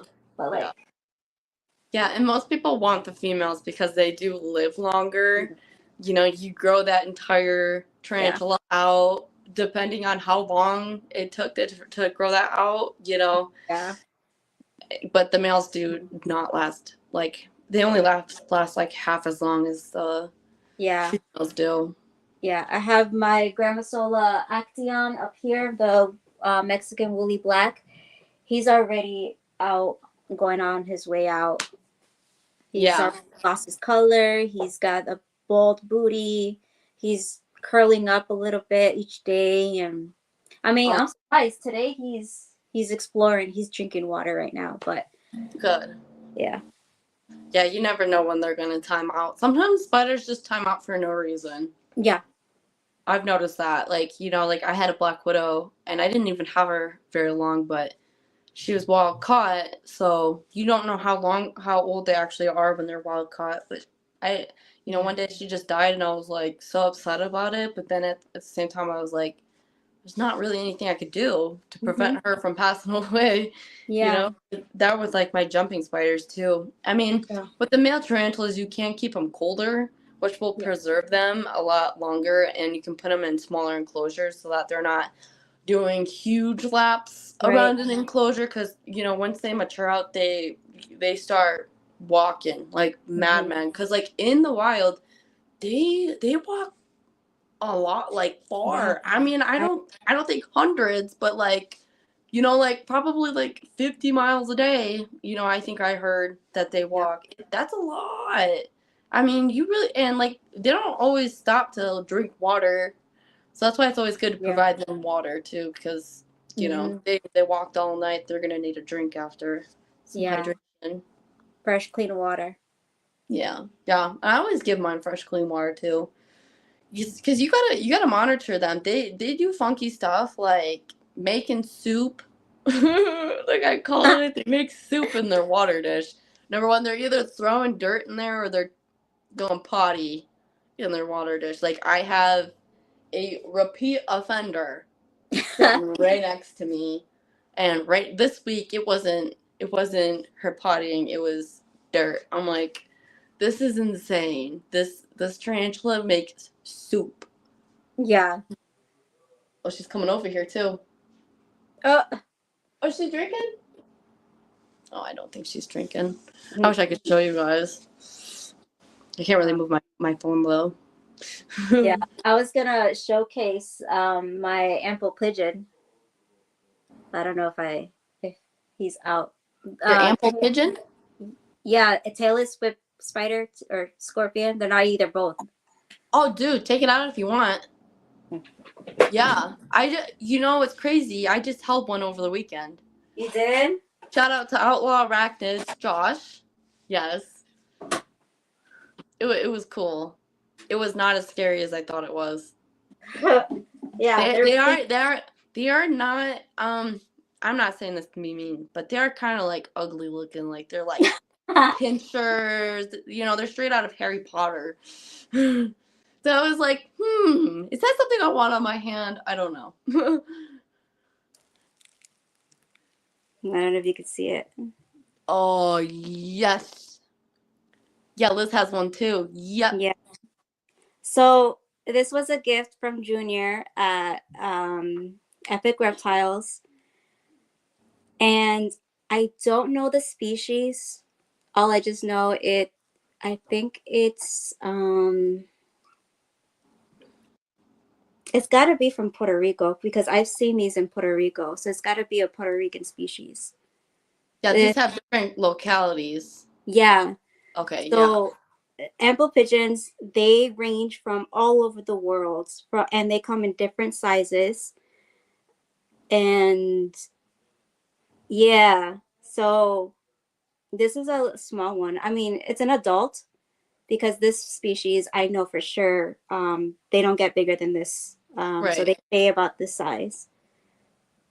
Yeah. But I saw him using his antennae to drink water off the glass. I'm like, that is so cute. What? Yes.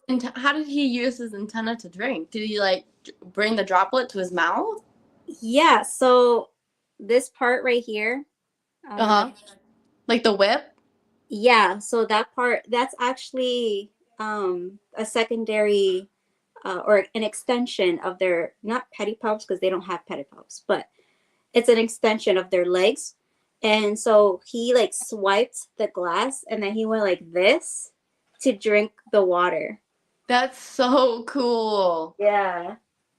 Yeah, they do drink water the craziest ways. All of these animals, like my scorpion, you spray him with a sprayer, lightly, gently, of course. I'm not blasting him with this, but Yeah. he'll drink the water off his claws, and I just think that's the cutest thing. I'm always trying to catch it on video, but the little turd always runs away when I get the light out. He's like, "I know you're filming me.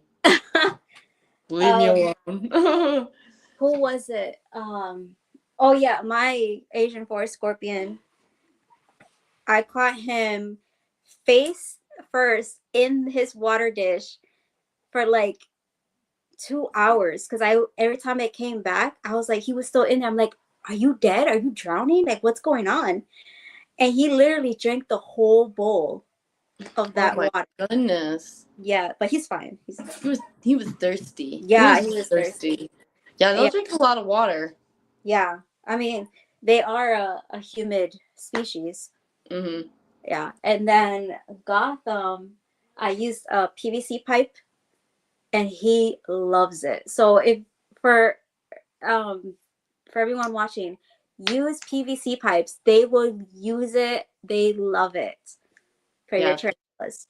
they love it for a hide. Mm-hmm. Yeah, for a hide. Yeah, Yeah, and you and can just spray the water right on them, and they'll drink it yeah, right off the thing, and or right off their web too, yeah. right from the soil.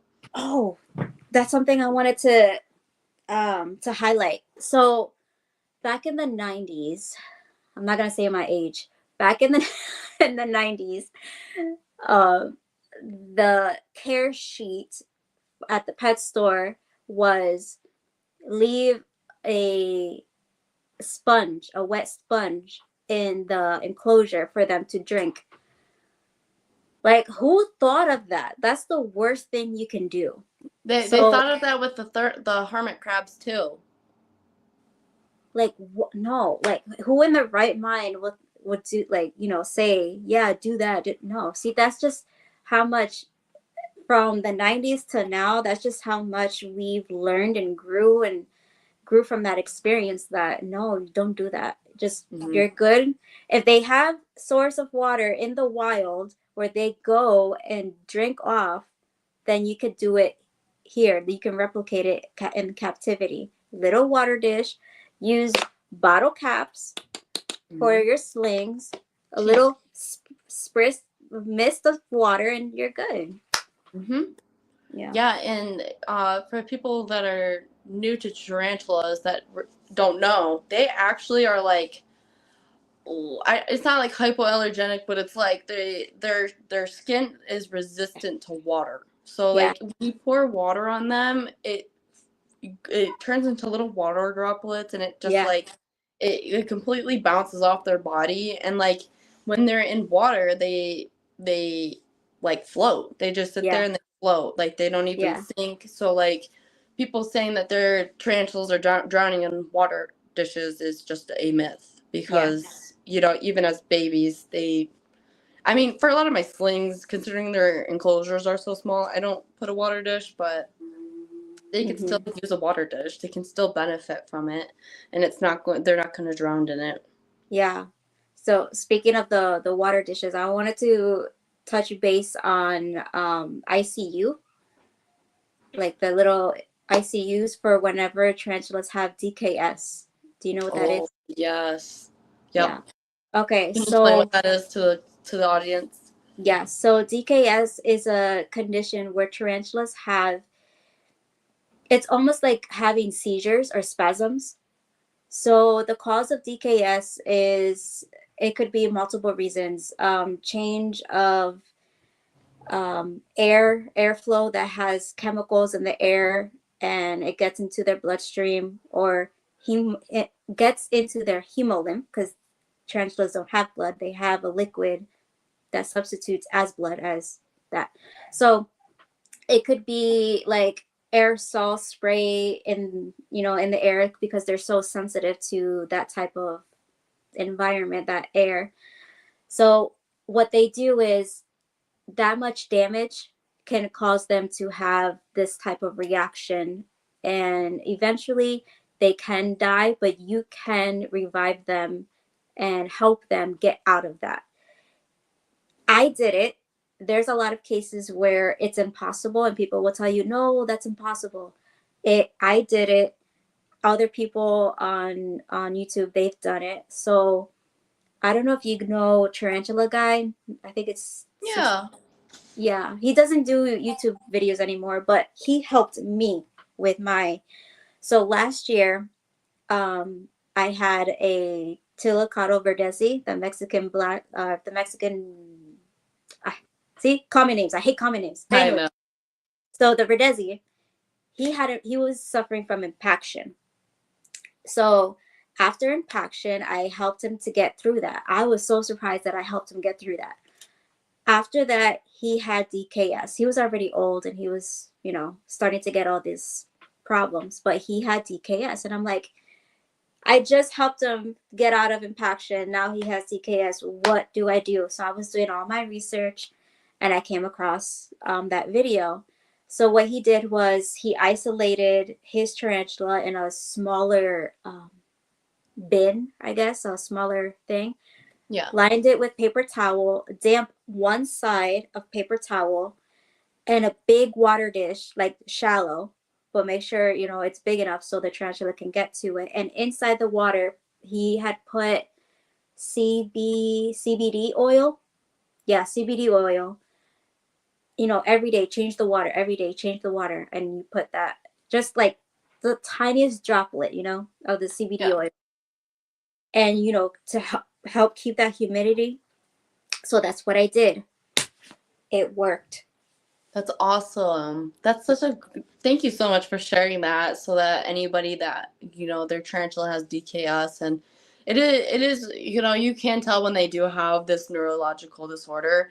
They are vividly like shaking and they're doing like weird spazzy things, and you can definitely tell when they're, sick like that. But that is so cool that you brought your tarantula back from that. Holy moly. And Yeah. even after impaction, like also impaction is like where like the where they poop out of gets really hard to the point where it's blocked and they're quote unquote constipated, so you have to Yep. like dislodge the impaction. You have Yep. to either like, soak them or, however you did it, but it relieves them of their potties per se, Yeah. because they haven't gone to the bathroom in a really long time. It's even killed, you know, people's tarantulas because they didn't know it was impacted and Yeah. it passed away. So yeah, wow. Where did you get that tarantula from? Where did I get? Oh, Petco. Oh, okay. Yeah. Yeah. So Yeah, a and lot of sorry. no, go ahead. I was gonna say, sometimes I wonder why they use their water dish as like a bathroom place, because like they can Yep. stick their bums in there and, soak it if they're Yep. like impacted or whatever, and that's how they do it. Yeah. But, because like, even with one of my Costa Rican zebra knees, what's up, man? How you doing today, blue zombie morphs? Sorry guys, this is so awkward, but what was I saying, Kat? The impaction, they put their little bums in the water dish to help Yeah. them alleviate. Yeah. Yeah. I Yep. think that's what they're doing when they're using that as a putty. Yeah. It helps them to digest too. Oh, really? Yeah. So, okay, think of it as if, okay, for us humans, when we, massage that area we're Yeah. sitting, and sometimes we have to keep getting up. What I saw from my Kentucky geniculata, after he molted, I kind of feel like it was my fault that I overfed him. And I noticed he wasn't, for the next feed, he didn't want to eat. And I'm like, okay, maybe, we'll wait. So I waited 2 weeks, and for those 2 weeks, he was literally in his water dish, face his bum or abdomen in the water. And Right. I'm like, oh my god, please, I hope you don't have. I hope you're not impacted. But no, he was fine. He went. But Yeah, I'm wondering if that's what he was doing, like trying to alleviate that area. for sure. Yeah, because because I was gonna say about my Costa Rican zebra knee, like I don't think I had seen like any like I had not seen her poop like at all. And then all of a sudden one day there's just like this really big stream of crap beside her enclosure. And like her enclosure was nice and humid. And I was like, were you impacted? Like, is that Yeah. okay? I Yeah. guess so. And you can tell because like there's spinnerets where they spin the web out of, they get like stuck together and they're like stuck to the abdomen, which is not their bum, not to confuse anybody. Their abdomen, which is what looks like the rump of the tarantula, that holds like all of their organs and everything. But like on the very end is I their drew a bum. little picture. You got one, awesome. Oh wait, okay. I don't know. Okay, there we go. Right here. Can you see it? So this area is the Hold it a little bum. bit closer. Oh, hold on. Here we So go. this area is the abdomen, and then where the two spinnerets are, in between is their. Could I say? I guess. No. So right there, that's I don't know if you can see the letter. Sorry for my handwriting, Oh, it looks fine. Looks like but mine. yeah, it's the whole anatomy of the tarantula. Yeah. And that's something when you guys get into tarantulas, always, check out their anatomy too, because you'll be way less confused if you know the anatomy of the tarantula and, how they just basically function. Yeah, and that's something too. When you go to the pet store and you're bringing something home, you don't know what life they had before they came and you brought them home. Like they could have already like either mites or other Yeah. problems with them. So that's Yeah. why it's kind of frowned upon to. We do it. I do it. You get them from the pet store, and it's fine. It's just I have 2 rescues. Yeah. Yeah, I have you're 2 just that at I a higher rescued. risk of you're just at a higher risk of them coming home with a problem. Right. Yeah. Mm-hmm. For sure. For sure. Yeah. Well, Kat, is there anything else that you wanted to talk about regarding the old world or the new world tarantulas before we ended the episode? I think we touched base on what we could so far. Yeah, for sure. Yeah. And, if for those watching, there's other sources that you can go to. I could just name a few. And, Jen has a really good channel where she loves her animals, but not just loves her animals. She puts a good education in what she does. She does her own research, and that's something that we all need to do. So go to other sources and you'll be good. Yep, definitely. And thank you so much, Kat. Yes, I do have a YouTube channel if you guys wanted to follow it. It's at Jen's Peculiar Exotics, just like my Instagram is as well. And so, well, thank you, Kat, so much for joining me on the show today. It's been such a pleasure to have you, and this conversation was great. And I hope everybody who's watching had a great time and also learned something. You giggled a little, and I hope you guys are looking forward to the next episode. So thank you guys so much for watching. Thank you for all of our sponsors, and I hope you guys have a blessed week. Bye. Bye.